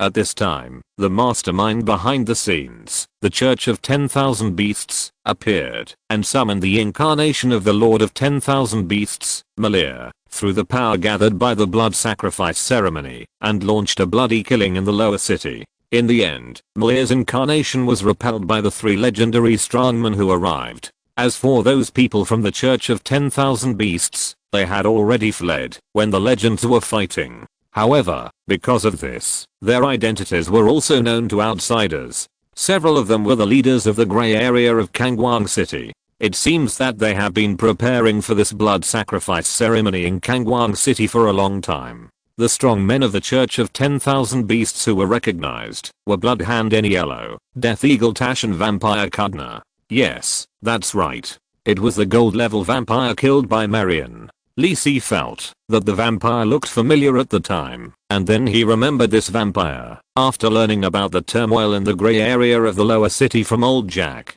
However, this vampire was a bit unlucky, and in a sense, he was also killed by the butterfly effect caused by Lacey. Speaking of which, during the blood sacrifice turmoil in the lower city of Kangwang City, the number of casualties counted by the kingdom reached tens of thousands. At the beginning, not many residents died in the attack of the monsters, but when the incarnation of the Lord of all Beasts appeared, even though the Church of the Gods in Kangwang City reacted very quickly and immediately blocked the area where the Lord of all Beasts was located, thousands of ordinary people exploded and died because of looking directly at the body of the god. After all, Malar is not a good god. Malar, the Lord of all Beasts, is only a god of weak divine power, but his duties include beasts, fear, hunting, and other fields. Although the core priesthood of Malar is not fear, but 10,000 beasts, it is obvious that Malar wants to master fear, a more powerful priesthood field, and use it to ascend to a powerful divine power. The purpose of the blood sacrifice ceremony planned by the Church of 10,000 Beasts in Kangwang City is the same. Malar has already mastered part of the priesthood field of fear, so he can spread fear among ordinary people, gather more fear power, and help him master the priesthood of fear faster. This is the style of those evil god churches. The evil gods rely on spreading fear to make mortals fear and believe in him. This is even more true for Malar, who masters the priesthood of fear. There will be updates today. Thanks to Haxing for the 10,000 starting coins reward. End of this chapter. Thank you very much for reaching the end. Don't forget to like. Looking for more exclusive content and immediate access? Subscribe to our Patreon. Remember, every like, subscription, or donation encourages us to continue. Thanks to everyone. See you in the next video.